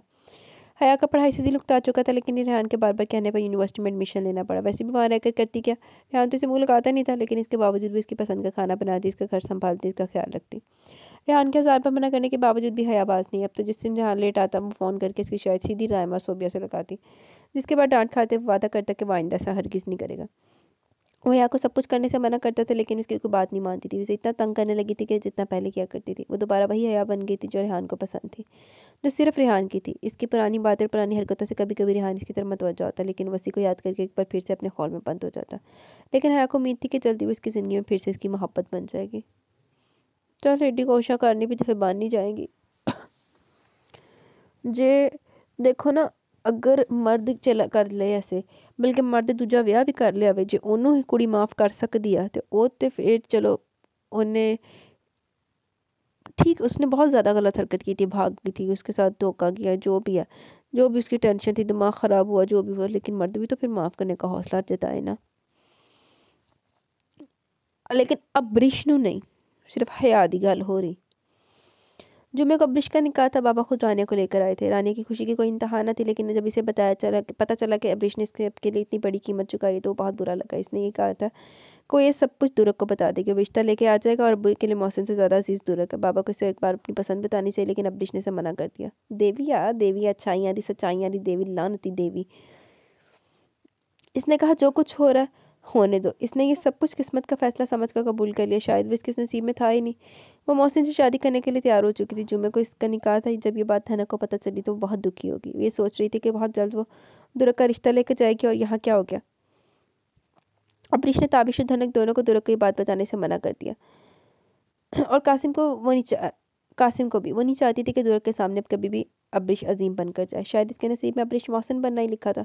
हूँ तो तू बड़े मैं कहनी आ लानती है, तो बाद तेन छित्तर मारे मोहसिन, तो फिर तेन सुकून मिले। मोहसिन को कबूल करना इसके बस से बाहर था, लेकिन करना था। वो रात को अपने कमरे में आकर बुरी तरह रोई। अभी तो मोहब्बत का एहसास था, इसके दिल में जगह न बना पाया था कि यह एहसास ही छिन गया। काश इसके नसीब में दुर्ग होता। रानी को अपनी इन सब में अपनी गलती लग रही थी। अगर अब्रिश के सामने इस तरह से नहीं रोती तो शायद सब कुछ नहीं होता। वो शायद मोहसिन से शादी करने के लिए कभी तैयार नहीं होती, लेकिन वो बहुत देर हो चुकी थी। जब मगर लै तू भी खसमान खा जाके किसी पास टट्ठे खूच जा। सब कुछ मुकम्मल हो चुका था। 2 दिन के बाद इसका निकाह था, जिसके लिए मुकम्मल तैयार थी। इसने सोच लिया था वो किसी से कोई शिकायत नहीं करेगी, किसी से कोई शिकायत नहीं करेगी, बस खामोशी से मोहसिन के साथ इस अनचाहे रिश्ते में बन जाएगी। हाँ, वो ऐसे ही करेगी क्योंकि इसे कोई हक नहीं था अब आवाज़ उठाने का। इसने बाप के सामने शर्त रखी थी और इसके बाप ने इसकी शर्त मान ली थी, तो बस अपना वादा पूरा करने की बारी थी। अब्रिश ने अपने आप को हर तरह से तैयार कर लिया, लेकिन जब अचानक ही दरवाज़ा खुला और दुर्ग को अपने सामने खड़े देखा तो इसे अपनी हिम्मत टूटती हुई महसूस हुई। वो इसे शिकायती नज़रों से देख रहा था, जबकि अब्रिश नज़र झुकाए वापस अपने कमरे में बंद हो गई। इसके पास ना तो कुछ कहने को था और ना ही कुछ सुनने को। वो कमरे में आकर फूट फूट कर रोने लगी। इसने खुदा से सिर्फ एक दुआ की थी, वो खामोशी से मोहसिन के साथ रुखसत हो जाए, दुर्ग भी फिर कभी इसकी ज़िंदगी में दोबारा ना आए। लेकिन इसकी दुआ भी कबूल ना हुई थी। वो खामोशी से अपने कमरे में आ गया, यहाँ तक कि अजीम साहब और नजमा बेगम से भी ना मिला। इन लोगों को शायद पता भी नहीं था वो वापस आ चुका। वो सिर्फ इसलिए आया था कि इसे बता सके कि वो इससे वादा कर चुकी थी। वो इसे इस तरह से नहीं छोड़ सकती। वो जानता था वो ज़रूर मजबूर होगी, वरना वो मोहब्बत में बेवफाई जानबूझकर तो कोई नहीं करता। इसने सोचा था कि वो आज भी अजीम साहब से इस बारे में बात करेगा। वो इस तरह से अपनी पहली मोहब्बत को खोएगा नहीं। लानती औरत, गंदी औरत, तैनू नहीं किया दुर्ग। अब्रिश इसकी पहली मोहब्बत थी जिसे वो बेतहाशा चाहता था। वो इसे कभी खुद से दूर नहीं जाने दे सकता था। इसने सोच लिया था कि वो अजीम साहब से इस बारे में बात ज़रूर करेगा। वो किसी मजबूरी का नाम नहीं होने देगा, और ना ही ऐसे सिर्फ और ना ही इससे सिर्फ और सिर्फ नामी रिश्तों के लिए अब्रिश की कुर्बानी देने देगा। अभी वही सब कुछ सोच रहा था जब अचानक इसके कमरे का दरवाज़ा खुला। सुरख आंखें, बेरौनक चेहरा, वो इसे देखकर ही अंदाज़ा लगा चुका था कि मजबूरी की किस हद तक पहुंच चुकी है। अभी तुम्हें कुछ भी कहने की ज़रूरत नहीं, कोई सफाई नहीं, मैं सब कुछ जान चुका हूँ। तुम फिक्र मत करो, मैं आज ही अंकल से इस बारे में बात करूँगा। तुम्हें परेशान होने की ज़रूरत नहीं है, मैं हूँ ना, मैं सब कुछ ठीक कर दूँगा। वैसे हौसला देते हुए बोला, जब अगले लम्हे अब्रिश इसकी बात काट के। किस बारे में बात करेंगे आप मेरे पापा से? आपको मेरे पापा से कोई भी बात करने की बिल्कुल भी कोई ज़रूरत नहीं है। मैंने खुद इस रिश्ते के लिए हामी भरी और मैं इस रिश्ते के लिए तैयार हूँ। आपको क्या लगा कि आप जैसा आवारा इंसान मुझसे अपनी मोहब्बत का झूठा दिखावा करेगा मैं फ़ौरन शादी के लिए तैयार हो जाऊँगी? नहीं मिस्टर दुर्ग, मैं आपसे शादी के लिए तैयार नहीं हूँ। आपसे तो 100 गुना बेहतर मोहसिन है, जो कम से कम आपकी तरह बिल्कुल वक्त गुजारी के काम नहीं करता। आपने बिल्कुल ठीक कहा था कि मैंने अपने लिए कभी भी आप जैसे इंसान को नहीं सोचा। मेरी पहली चॉइस हमेशा से मोहसिन था, और मैं शादी के लिए अपने दिलो जान से तैयार हूँ। जा मर जाके खसमान खा, तू दिलो जान ना तैयार है। अच्छी बहुत है ना, वो इसलिए सारे उसको अपने खिलाफ अपने से आपसे बदसन करिए ताकि वो उसकी यादों में ना जियो। लाख लाना तेरे थे। और खुदारा प्लीज़ मेरे घर में किसी से भी मेरा नाम अपने नाम के साथ जोड़कर मुझे बदनाम करने की कोशिश मत कीजिएगा। मैं इस शादी से बहुत खुश हूँ और आपके सामने हाथ जोड़ती हूँ कि चले जाएँ यहाँ से। मैं नहीं कर सकती आप जैसे शख्स से शादी, खुदा के लिए बख्श दे मुझे। अपने दोनों हाथ इसके सामने बांधती इंतहाई गुस्से से जिस तरह से आई थी इसी तरह से वापस चलेगी, जबकि दुर्ग के पास जैसे सब अल्फाज खत्म हो गए थे। वो क्या सोच के आए थे कि अब्रिश मजबूर होगी, इसके साथ ज़बरदस्ती की जा रही होगी, लेकिन ऐसा तो कुछ भी नहीं था। शायद वो अपनी मर्ज़ी से इस शख्स से शादी करने चाह रही थी। जिन्हें चित्र खान का शौक होवे ना इदा दी हरकत करता रहता। डोंट वरी यू दुरक, यू डोंट वरी। तो फिर वो यहाँ क्यों आया था, किसके लिए भाग भाग कर यहाँ पहुँचा था? इसके बाप ने इसे अपने रवैये की माफ़ी मांगी, लेकिन इसे किसी से कोई गिला नहीं था, क्योंकि इसे इसकी मोहब्बत मिल चुकी थी। लेकिन यहाँ आकर इसे आज पता चला कि इसे तो कुछ भी नहीं मिला था, बल्कि तो यहाँ तो सब कुछ खोने आया था। इसका दिल चाहे वो फूट फूट कर रोते, वो रुका भी नहीं। इसका दिल दर्द से फट रहा था। इसने आज तक किसी पर एतबार नहीं किया था, जिस पर क्या वो इसे इस तरह छोड़ गया। वो तो अबिश के साथ अपनी आने वाली ज़िंदगी के ख्वाब से चाह रहा था, लेकिन यहाँ तो वो छोड़कर चलेगी, वो भी हमेशा के लिए। शायद वो इसके काबिल ही नहीं है, वो तो किसी की मोहब्बत के काबिल ही नहीं है, इसलिए तो अपने माँ बाप भी इसे छोड़कर चलेगी। इसने जिससे मोहब्बत की उसे दूर चला गया, और आज अब्रिश भी चलेगी, लेकिन अब्रिश का गम सबसे बढ़कर था। शायद मोहब्बत में हर गम पर हावी है। इसकी आंखों से बेआवाज़ आंसू गिरते चलेगी, जिन्हें रोकने की गलती इसने नहीं की थी। चल रोला अब्रिश दी जान बहकर रोला। इसने घर में कदम रखा तो हया हमेशा की तरह इसका इंतजार करती, जिसे देखकर एक बार फिर से चिल्ला उठा। मैंने कितनी बार कहा मेरे सामने ड्रामे मत किया करो, मुझे कोई फ़र्क नहीं पड़ता इन सब चीज़ों से। मैं तंग आ गया हूँ तुम्हारे इस रोज़ रोज़ के ड्रामों से। मैंने कहा ना मुझे कोई फ़र्क नहीं पड़ता इन सब से, तो फिर क्यों करती हो? देखो यार, मैं तुम्हें आखिरी बार कह रही हूँ, ये सब कुछ करना बंद करो। मैं और तुम नॉर्मल लाइफ नहीं गुजार सकते। तो मेरे दिल में तुम्हारे लिए पहले जैसी ना तो मेरे दिल में तुम्हारे लिए पहले जैसी मोहब्बत है रही है, और ना ही तुम मुझसे मोहब्बत करती हो। खुद पर जबर मत करो। किस चीज़ की कमी है तुम्हें यहाँ पर? जो तुम चाहती हो वही तो है। जैसी ज़िंदगी तुम्हें चाहिए थी वैसी ज़िंदगी मैं तुम्हें दे रहा हूँ। हया, मैं जानता हूँ ये रिश्ता एक मजबूरी है, लेकिन इसका हरगिज़ मतलब नहीं कि मैं इस रिश्ते से तुमसे कोई उम्मीद लगाए। बंद करो, ये सब कुछ करने की ज़रूरत नहीं है। अपनी ज़िंदगी वैसे गुजारो जैसे तुम हमेशा से गुजारना चाहती थी। तुम्हें मेरे आगे पीछे घूमने की ज़रूरत नहीं है। वो न जाने से क्या समझाना चाहता था, लेकिन जितना लहजा इसका तेज़ था अब इतना ही नरम हो चुका था। शायद इसे अपने लहजे का एहसास हो गया था। मैं सिर्फ आपका ख्याल रखना चाहती हूँ रेहान। इसे खामोश देखकर वो काफ़ी देर के बाद बोली। क्यों हया, तुम मेरा ख्याल क्यों रखना चाहती हो? तुम यहाँ आराम से रहो, जैसे ज़िंदगी गुजारना चाहती हो वैसे गुजारो। मैं तुम पर किसी भी किस्म की ज़ोर ज़बरदस्ती नहीं करूँगा, कभी भी नहीं। मेरे लिए इतना ही काफ़ी है कि तुम मेरे माँ और छोटी माँ के लिए रिश्ते को निभा रही हो, लेकिन तुम्हें ये सब कुछ करने की ज़रूरत नहीं है हया। तुमने जितना किया इतना ही काफ़ी है। प्लीज़ रिलैक्स हो जाओ। तुम्हें ये सब कुछ करने की ज़रूरत नहीं है। मैं खाना बाहर से खा कर आया। मुझे जितना सारा डांटा इसे खुद से दूर करता है वो इतना ही इसके करीब आती। इसकी डांट का इसके गुस्से का हया पर कोई असर नहीं हो रहा था। वो इसे नरमी से समझाते हुए अपने कमरे में बंद हो चुका था, लेकिन इसकी नरमी से समझाने का हया पर उल्टा ही असर हुआ, क्योंकि अब वो इसे मज़ीद तंग करने का इरादा रखती थी। चंगी गाला टंगी रख लो।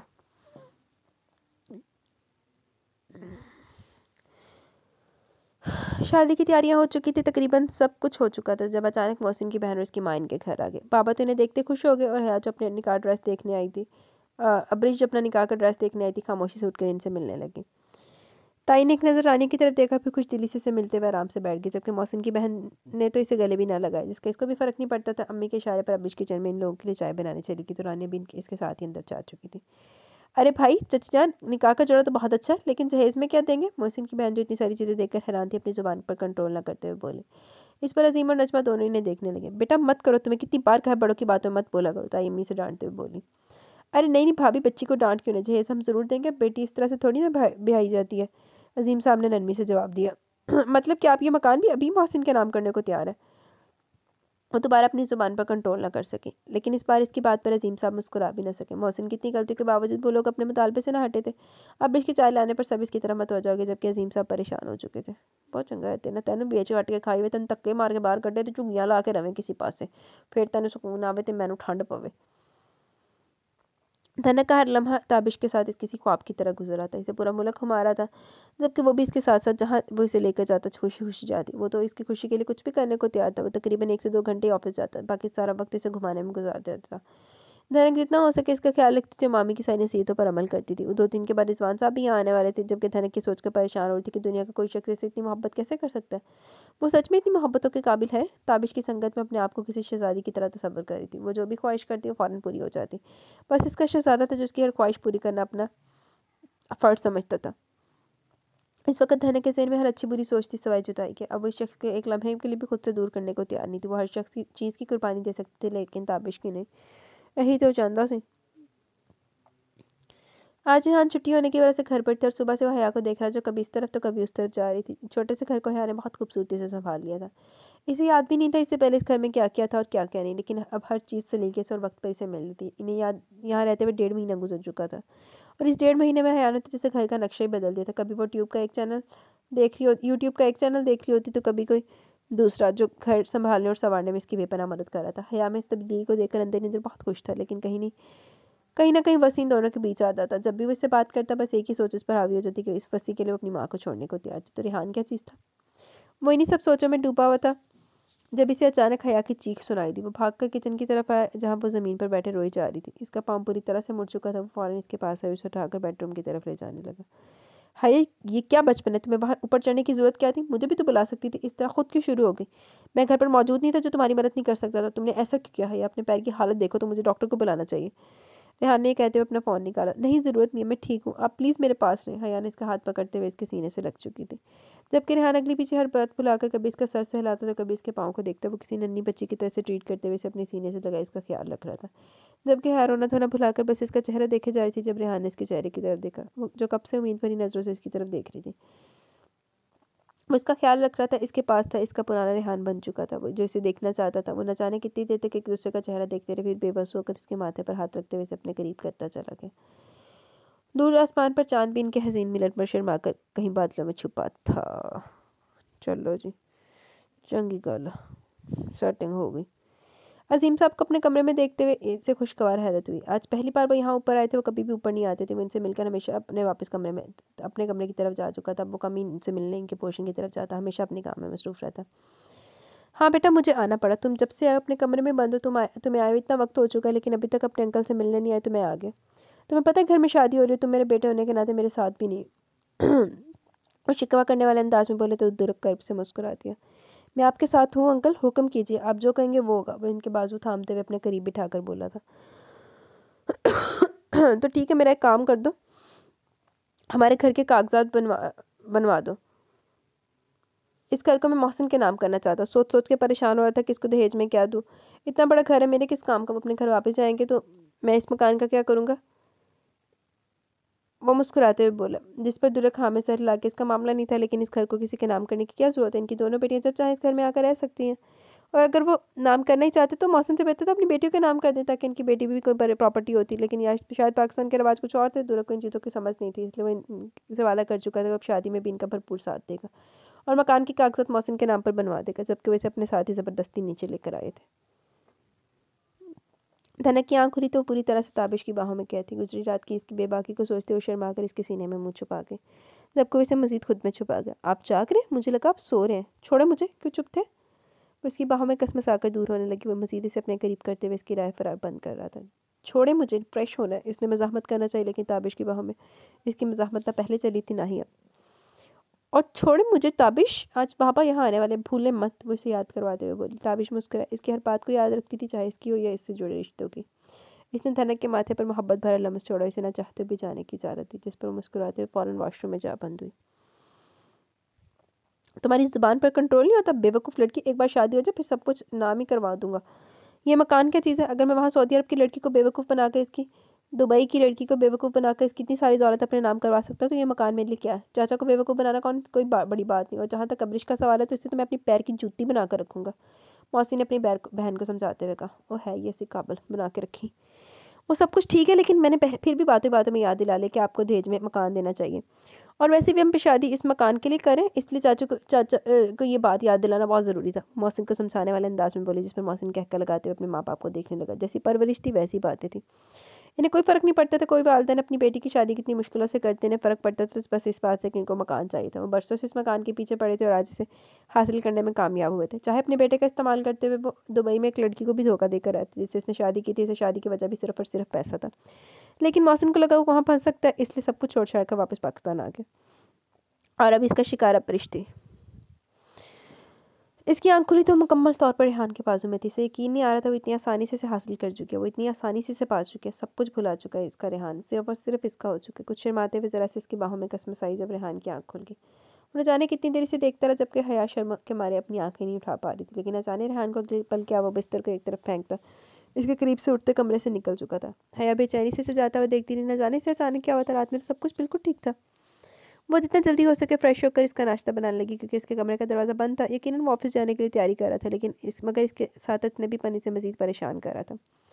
वो इसे इस तरह से दूर जाता देख नहीं सकती थी। नाश्ते के दौरान भी इसकी सोचें बार बार रेहान की तरफ जा रही थी कि रात को तो इसका रवैया ठीक था, लेकिन अचानक इसे क्या हो गया।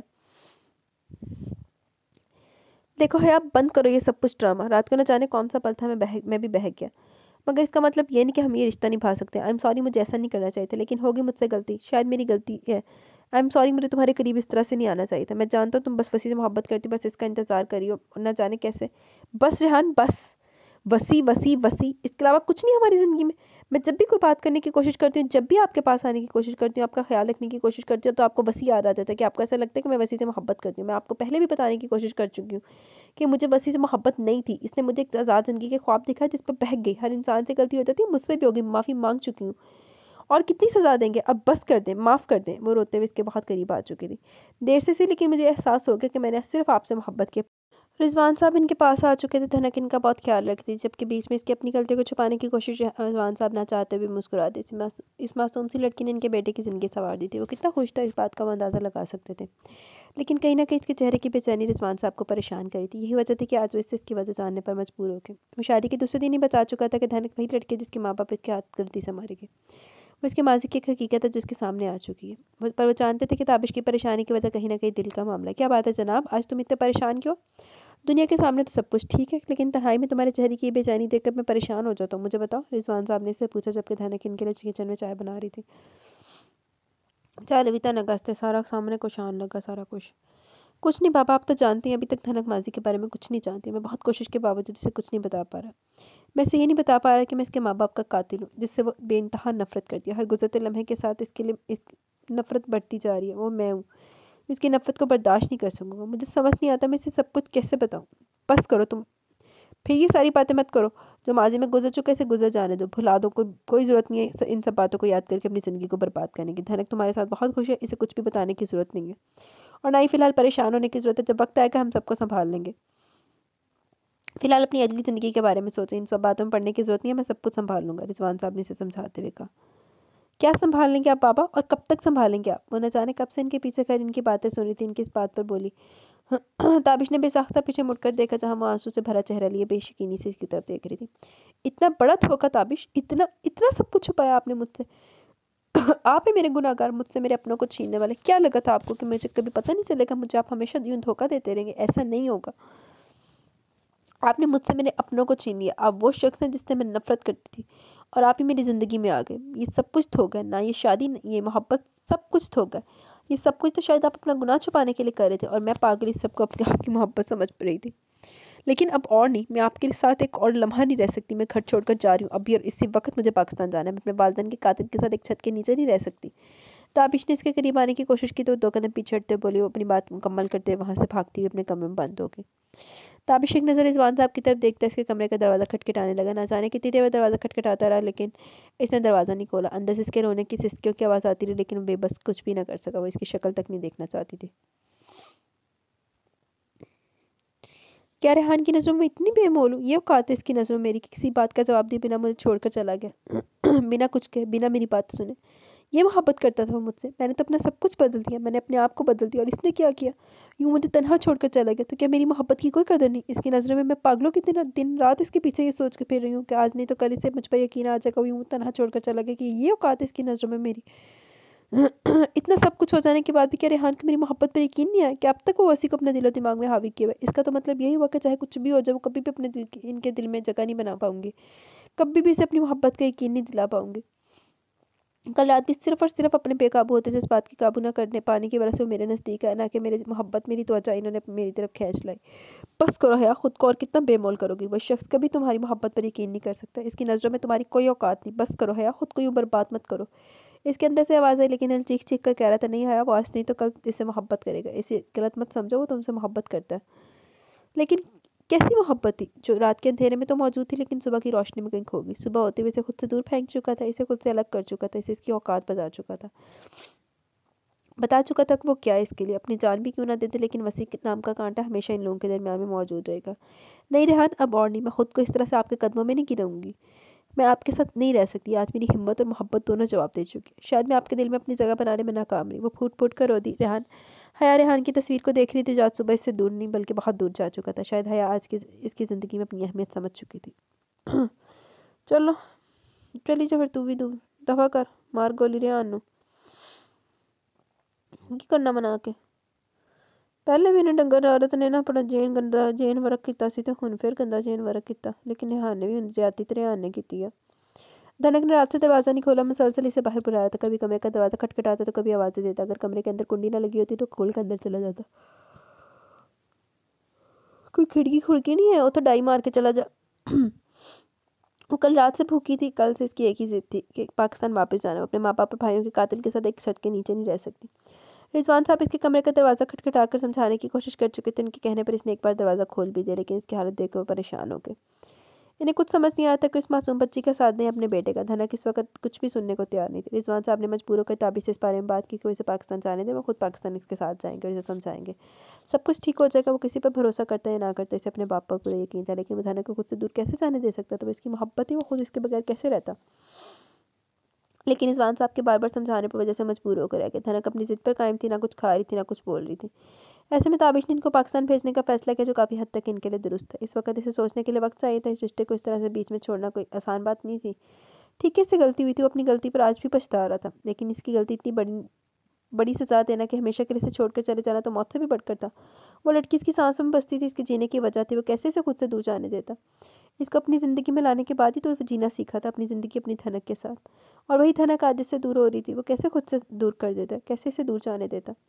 इसने जब ये सारी बातें मामू और ममानी को बताई तो वो भी परेशान हो चुके थे। शादी के दूसरे दिन वो इन दोनों को कार में घर छोड़ने आया था। ये सारी बातें इसने इन दोनों को बता दी, जिससे जान को बहुत परेशान हो चुके थे। और उन्होंने यही फैसला किया ये बातें धनक को कभी भी पता नहीं चलना चाहिए, क्योंकि वो इस शख्स से नफरत करती थी जिसने इसे माँ बाप को मारा है।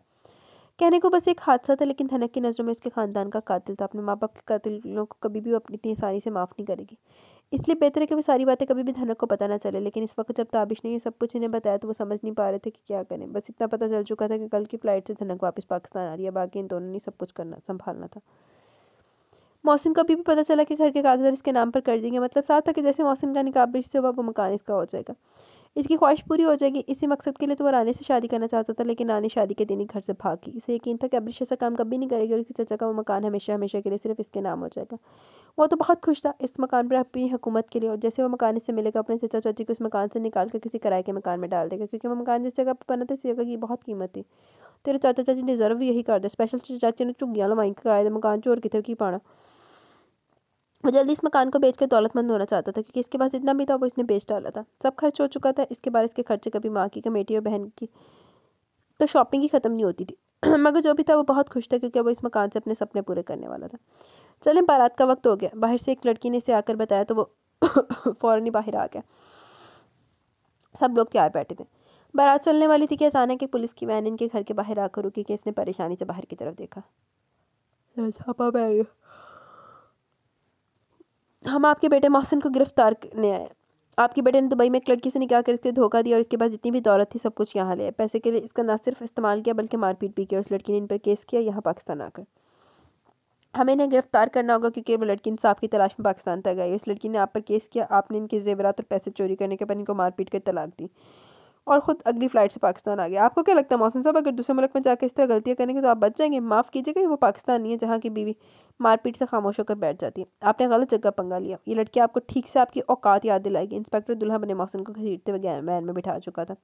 इसकी माँ वैन के पीछे दौड़ती हुई अपने बेटे को बचाने की कोशिश कर रही थी और मेहमानों में बातें फैलती जा रही थी। बीच में कई लोगों ने अजीम साहब को फ़ोन करके यहाँ की सारी कार्रवाई के बारे में बता दिया।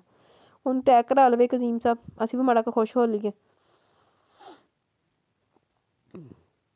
रेहान घर वापस आया तो इसके हाथ में बहुत खूबसूरत बुके था, जो वो हया के लिए लाया था। अंगूठी को अपनी जेब में सरप्राइज़ के तौर पर रखे हुए था। फिल्म के 2 टिकट इसके हाथ में थी। आज रात रोमांटिक सीन दिखाने के लिए वो इस अच्छे से थिएटर में लेके जाने वाला था। सुबह से समझ नहीं आ रहा था वो हया की बातों का क्या जवाब दे। हया इसकी मोहब्बत में सब कुछ कर रही थी और रेहान को लग रहा था वो अपनी माँ को दिखाने के लिए इसके ज़बरदस्ती ज़िंदगी गुजारी है। इसे लग रहा था हया इसके साथ खुश नहीं है। वो हया को कितनी बार बता चुका था कि सब कुछ करने की ज़रूरत नहीं, लेकिन वो जानते नहीं था ये सब कुछ इसकी मोहब्बत के लिए करी। लेकिन आज सुबह हया के मुँह से अपने लिए खूबसूरत अल्फाज सुनकर एक पल के लिए हैरान और परेशान हो गया। हया की बातें, इसकी मोहब्बत, इसका इजहार मोहब्बत हैरानी तो कर गया था इसे। चल तेरियाँ हैरानियाँ हो गई, घर जाके तेन सरप्राइज़ मिलेगा। वो शाम होने से पहले घर वापस आ गया था कि हया के साथ एक रोमांटिक डिनर करने के बाद उसे अपने साथ लॉन्ग ड्राइव पर लेकर जाएगा, जहाँ वो एक रोमांटिक फिल्म देखेंगे और वापस आकर उसे अपनी मोहब्बत की पहली निशानी देगा। ये खूबसूरत अंगूठी जो शायद 3 साल पहले हया के लिए बनवाई थी, और इतने वक्त के बाद उसे अंगूठी तोहफे में देने जा रहा था। सुबह वो जल्दी में घर से निकल आया, क्योंकि वो हया से अपनी मोहब्बत का इज़हार ऐसे नहीं करना चाहता था, उसे स्पेशल महसूस करवाना चाहता था। वो इसे बताना चाहता था कि हया इसकी ज़िंदगी में क्या अहमियत रखती है, इसलिए जल्दी सुबह वहाँ से निकल आया। चल पुत्र तेन जाके पता लगेगा, क्योंकि उन्होंने तो लाग पता गया कि तू वो तेरी जिंदगी की अहमियत रखती, हूँ तेन भी लगेगा, स्वाद आएगा जाके। शायद हया इस बात पर इससे नाराज़ हो, शायद इसलिए वह दरवाज़ा नहीं खोली। रेहान ने डुप्लीकेट की से दरवाज़ा खोला और अंदर दाखिल हुआ। घर में अंधेरा फैला हुआ था। इसने 2-3 बार हया को आवाज़ दी, लेकिन किसी की भी कोई आवाज़ नहीं। घर को रोशन करते वो अपने कमरे की तरफ आया और सारे दरवाजे बंद थे। हया इससे नाराज़ थी, वो समझ सकता था इसने इसके साथ कुछ ज़्यादा रूड बिहेव कर दिया। अब वो इससे माफ़ी भी मांगना चाहता था, इसे यकीन था कि हया इसे माफ़ कर देगी। वो इसे माफ़ तो तब करे जब वो इसे मिलेगी। वो न जाने कहाँ थी। वो पूरे घर में इसे तलाश कर चुका था, लेकिन हया का कहीं कोई अता पता नहीं था। इसने पूरे घर में देखा, वो फिर फ्लैट के बाहर आकर हर तरफ हया को तलाश करने लगा। हया ना यहाँ किसी को जानती थी और ना ही यहाँ कोई हया को जानता था। यकीनन किसी के घर नहीं गई होगी। इसने बार बार हया को फ़ोन किया, लेकिन दूसरी तरफ से किसी ने भी फ़ोन नहीं उठाया। वो परेशानी से अपनी गाड़ी में बैठकर हया को तलाश करने लगा। अभी इससे घर से निकले तकरीबन 15 मिनट ही हुए थे कि इसका फ़ोन बजा। सोबिया को फ़ोन आते देखो परेशान हो गए, लेकिन उनको नज़रअंदाज नहीं कर सकता था। इसने फ़ोन उठाया। रेहान, तुम कितने गैर जिम्मेदार हो बेटा, तुमने हया को इस तरह से अकेले भेज दिया। अगर तुम्हें वहाँ बहुत ज़रूरी काम था तो थोड़ा सा सब्र कर लेती थी, जल्दी क्या थी। मैंने बस ऐसे ही कहा था कि तुम लोगों की याद आ रही, इसका मतलब ये थोड़ी था कि तुम हया को अकेले भेज दो। जहाँ वो सोबे से बातें करते हुए परेशान था, वहीं सोबे की बातें सुनकर वो अंदर तक पुरसकून हो गई। यानी हया बिल्कुल सही घर पहुँच चुकी थी, लेकिन वो अकेली क्यों गई थी? जाना ही था तो बता कर जाती। वाह, कहीं वो इससे नाराज़ होकर तो नहीं गई? बड़ी छेती अक्ल शरीफ से गाल ला गई। यकीनन ये बेवकूफ़ लड़की मुझसे नाराज़ होकर गई। रेहान ने गाड़ी एक तरफ लगाते हुए अपने सर को थामा, जो हया की परेशानी में बुरी तरह से दुखने लगा था। तू सरप्राइज दे लान, मैं की yes surprise is waiting for you. मतलब इसे मनाने के लिए अलग मेहनत करनी पड़ेगी। इसने मुस्कुराते हुए सोचा, अगली फ्लाइट से अपने घर जाने का इरादा रखता था। होना है यार पीछे बिजनेस नहीं आ, दोस्त वलीमे वास्ते बिजनेस सी। मुझे कुछ समझ नहीं आ रहा है सब कुछ क्या हो रहा है। मोहसिन को पुलिस पकड़ के लेगी, वहाँ इसकी बीवी ने इस पर केस कर दिया, जिसकी वजह से बहुत परेशान थे। इस तरह से तो इनकी बेटी की ज़िंदगी बर्बाद हो जाएगी। बारात किसी की वजह से ना आई हो, बदनामी तो इनकी बेटी की होगी। मर जाए तेरी बेटी। एक बेटी घर से भागकर इनकी इज्जत तोड़फोड़ कर चुकी थी, जबकि दूसरी बेटी की ज़िंदगी बिना किसी गलती के बर्बाद हो रही थी। लेकिन वैसा नहीं होने दे सकते थे। इस वक्त इनकी इज्जत दांव पर लगी थी और अपनी इज्जत बचाने के लिए इनके पास दुरक के अलावा कोई रास्ता नहीं था। चलो, बलीदा बकरा दुरक ही नजर आया। इन्होंने मजबूर होकर दुरक के सामने हाथ छोड़ दिया। आप कैसी बातें करें, आपके लिए मेरी जान भी हाजिर है, लेकिन अब्रिश से पूछ तो नहीं, वो मुझ जैसे इंसान के साथ अपनी ज़िंदगी तस्वर में भी नहीं कर सकती। मुझ में बहुत सारी बुराइयां अंकल, मैं किस किस बुराई का जिक्र करूं। इसने कहा तो आपकी बेटी की ज़िंदगी बर्बाद हो जाएगी। इसने अब्रिश के अल्फाज इनके सामने दोहराए, लेकिन इनके बंधे हाथों का क्या करता। अब्रिश को इस निकाह से कोई इतराज़ नहीं होगा। अगर इसे मोहसिन से शादी पर कोई इतराज़ नहीं था तो तुमसे भी नहीं होगा। वो मेरे लिए मोहसिन से शादी करती तो तुमसे भी कर लेगी बेटा, लेकिन तुम इनकार मत करो। दुरक, मेरी पगड़ी बचा लो बेटा, मेरी इज्जत बचा लो। मैं तुम्हारे आगे हाथ जोड़ता हूँ, तुम्हारे पैर पकड़ता हूँ। अजीम साहब ने इसके पैरों को हाथ लगाना चाहा, लेकिन वो इतना कमज़ोर तो हरगिज़ नहीं था। ठीक है अंकल, मुझे आपका हर हुक्म कबूल। आपने मुझे अपना बेटा कहा तो मैं बेटा बनकर दिखाऊंगा।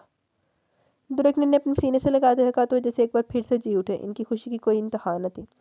इस वक्त दुरक को इनकी इज्जत से ज़्यादा कुछ अजीज़ न था। थोड़ी देर में इन दोनों का निकाह हो चुका था। इसकी पहली और आखिरी ख्वाहिश पूरी हो चुकी थी। इसकी अब्रिश इसकी ज़िंदगी में शामिल हो चुकी थी। खुदा ऐसे भी दुआएं कबूल करता। अब्रिश शादी के आखिरी वक्त तक दुआएं करती थी कि किसी तरह से मोहसिन के साथ इसका रिश्ता ख़त्म हो जाए, किसी तरह से निकाह ना हो। पहले तो कहती सी मेरा चुप चुपीते ने कहा हो जाए, दौर फिर टाइम होते रहते। कभी कोई दुआवा मांग दी तो कभी कोई दुआवा मांग दी, और इसकी दुआ कबूल होगी। ना सिर्फ मोहसिन से इसकी जान छूट की, बल्कि खुदा ने इसके नसीब में इसकी पहली मोहब्बत लिख दी। पहली मोहब्बत ने चित्तर मारे फाड़ के। क्या दुरक भी इसी की तरह खुश होगा? कहीं सवाल इसके दिल में थे, जिसका जवाब रुखसती के बाद ही मिलना था। थोड़ी देर में इसे नीचे से ऊपर वाले कमरे में रुखसत कर दिया गया जाएगा। ताबिश की एक नहीं चली, ना सख्ती ना नरमी। इसने हर मुमकिन तरीके से धनक को रोकने की कोशिश की, लेकिन रुकने को तैयार ही नहीं थी। वो रिजवान साहब के साथ अगली फ्लाइट से पाकिस्तान आ चुकी थी, जबकि ताबिश अपने बिजनेस को दाव पर लगाकर यहाँ नहीं आ सकता था। बेशक इस तरफ इसकी ज़िंदगी दाव पर लगी हुई थी। 2 दिन के बाद पाकिस्तान आने वाला था। शायद तब तक मसला थोड़ा सा हल हो जाए। मामू मामी से समझा भी लेंगे। वो पाकिस्तान पहुंच चुकी थी। खबर ताबिश को लग चुकी थी, लेकिन रिजवान साहब के साथ घर जाने की बजाय अपने घर से आ चुकी थी। ड्राइवर इसे वहाँ छोड़कर आया था। रिजवान साहब काफ़ी देर तक इसे समझाते रहे, लेकिन वो किसी की भी सुनने को तैयार नहीं थी। इस वक्त मामा मामी से समझा रहे थे कि पुरानी बातें भूलकर अपनी नई ज़िंदगी की तरफ ध्यान दे, लेकिन धनक की बस एक ही बात थी कि वो अपने माँ बाप के कातिल के साथ नहीं रह सकती।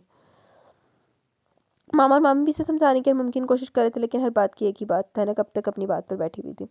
बस करें आप लोग, अगर आप लोगों को मुझे यहाँ नहीं देखना तो साफ बता दें, मैं यहाँ से भी चली जाऊँगी। मामी के बार बार कहने पर वो गुस्से से बोली तो मामू इसे देख कर रह गए। वो तो इसकी खुशी में खुश थी, अपनी खुशियों की दुश्मन बनी इन्हीं के खिलाफ हो रही थी। यासर साहब ने ज़ैनब से बस यही कहा कि फ़िलहाल इसे इसके हाल पर छोड़ दो, इसे कुछ वक्त तो अकेली रहेगी तो कुछ हद तक संभल जाएगी। मामी क्या करती, अपनी बच्ची को इस हालत में नहीं देख सकती थी। बार बार मजबूर होकर इसके कमरे में से समझाने आती, लेकिन दूसरी तरफ ताबिश के बार बार फ़ोन आ रहे थे। वो बस यही कह रहा था कि इसे कहीं कि बस सिर्फ एक बार मुझसे बात कर ले, मैं इसे समझा दूंगा, सब कुछ ठीक हो जाएगा। लेकिन इस वक्त तो अपने आप को भी सुनने को तैयार न थी, तो किसी और की क्या सुनती। रुखसती की रस्म अदा हो चुकी थी। वो अपना घर छोड़कर अपने ही घर में वापस आ गई। दुर्ग के कमरे को बहुत खूबसूरती से सजाया गया। खबर मिल चुकी थी कि धनक पाकिस्तान वापस आ चुके, लेकिन उसे मिलने क्यों नहीं आई और इसके अचानक वापस आने की क्या वजह? उसे मिलने जाना चाहती थी, लेकिन शादी की गहमा-गहमी में नहीं जा सकी। और इस वक्त इसे इतनी ज़्यादा बेचैनी हो रही थी कि किस तरह से वो धनक के पास जाए और इसे सब कुछ पता है कि इसकी ज़िंदगी में किस तरह से मुआवजा हुआ है। वो इसे जो चाहिए था वो इसे मिल चुका है। वो सुबह सुबह धनक के घर जाने का इरादा रखती थी ताकि इसे सब कुछ पता है कि इसकी ज़िंदगी में क्या हुआ। वो तो यकीन नहीं कर पा रही थी कि पता नहीं दुर्ग कहाँ से आगे रह गया था। वो बेचैनी से दुर्ग का इंतजार कर रही थी, न जाने कहाँ गायब था हो गया था। हर गुजरते लम्हे के साथ इसका इंतजार बढ़ता चला जा रहा था, लेकिन इसका इंतजार ही रहा। वो सारी रात इसके बेड पर बैठी बेचैनी से इसका इंतजार करती थी, लेकिन न जाने वो कहाँ चला गया था। ਜਿਹੜੀ ਐਡੀ ਲੰਮੀ ਚੌੜੀ ਬਕਵਾਸ ਦਾ ਰੁੱਕਾ ਸੁਣਾਇਆ ਸੀ ਉਹਨੂੰ, ਤੇ ਹਾਲੇ भी तेनों आराम ਨਾਲ ਤੈਨੂੰ ਛੱਡਦਾ। अचानक अब इसकी आंख लगी। सुबह खटपट की आवाज़ से इसकी आंख खुली तो इसने दुर्ग को अलमारी में सर दिए देखा। दुर्ग कहाँ थे आप? मैं सारी रात आपका इंतजार करती रही। बेड से उठ के इसके पास आई। वो इसके कंधे पर अपना हाथ रखे बिना नाराज़ होते हुए बोली। इसके हालात से वो भी वाकिफ थी। क्यों इंतज़ार करती रही तुम मेरा? वो इसका हाथ अपने कंधे से हटाकर बोला। इंतज़ार करती एक शराबी इंसान का जिसका ज़िंदगी गुजारते हुए भी तुम्हें शर्म आएगी? वो इसके सामने खड़ा आंखों में आंखें डालकर बोला। लहजा इंतहाई सफाक था।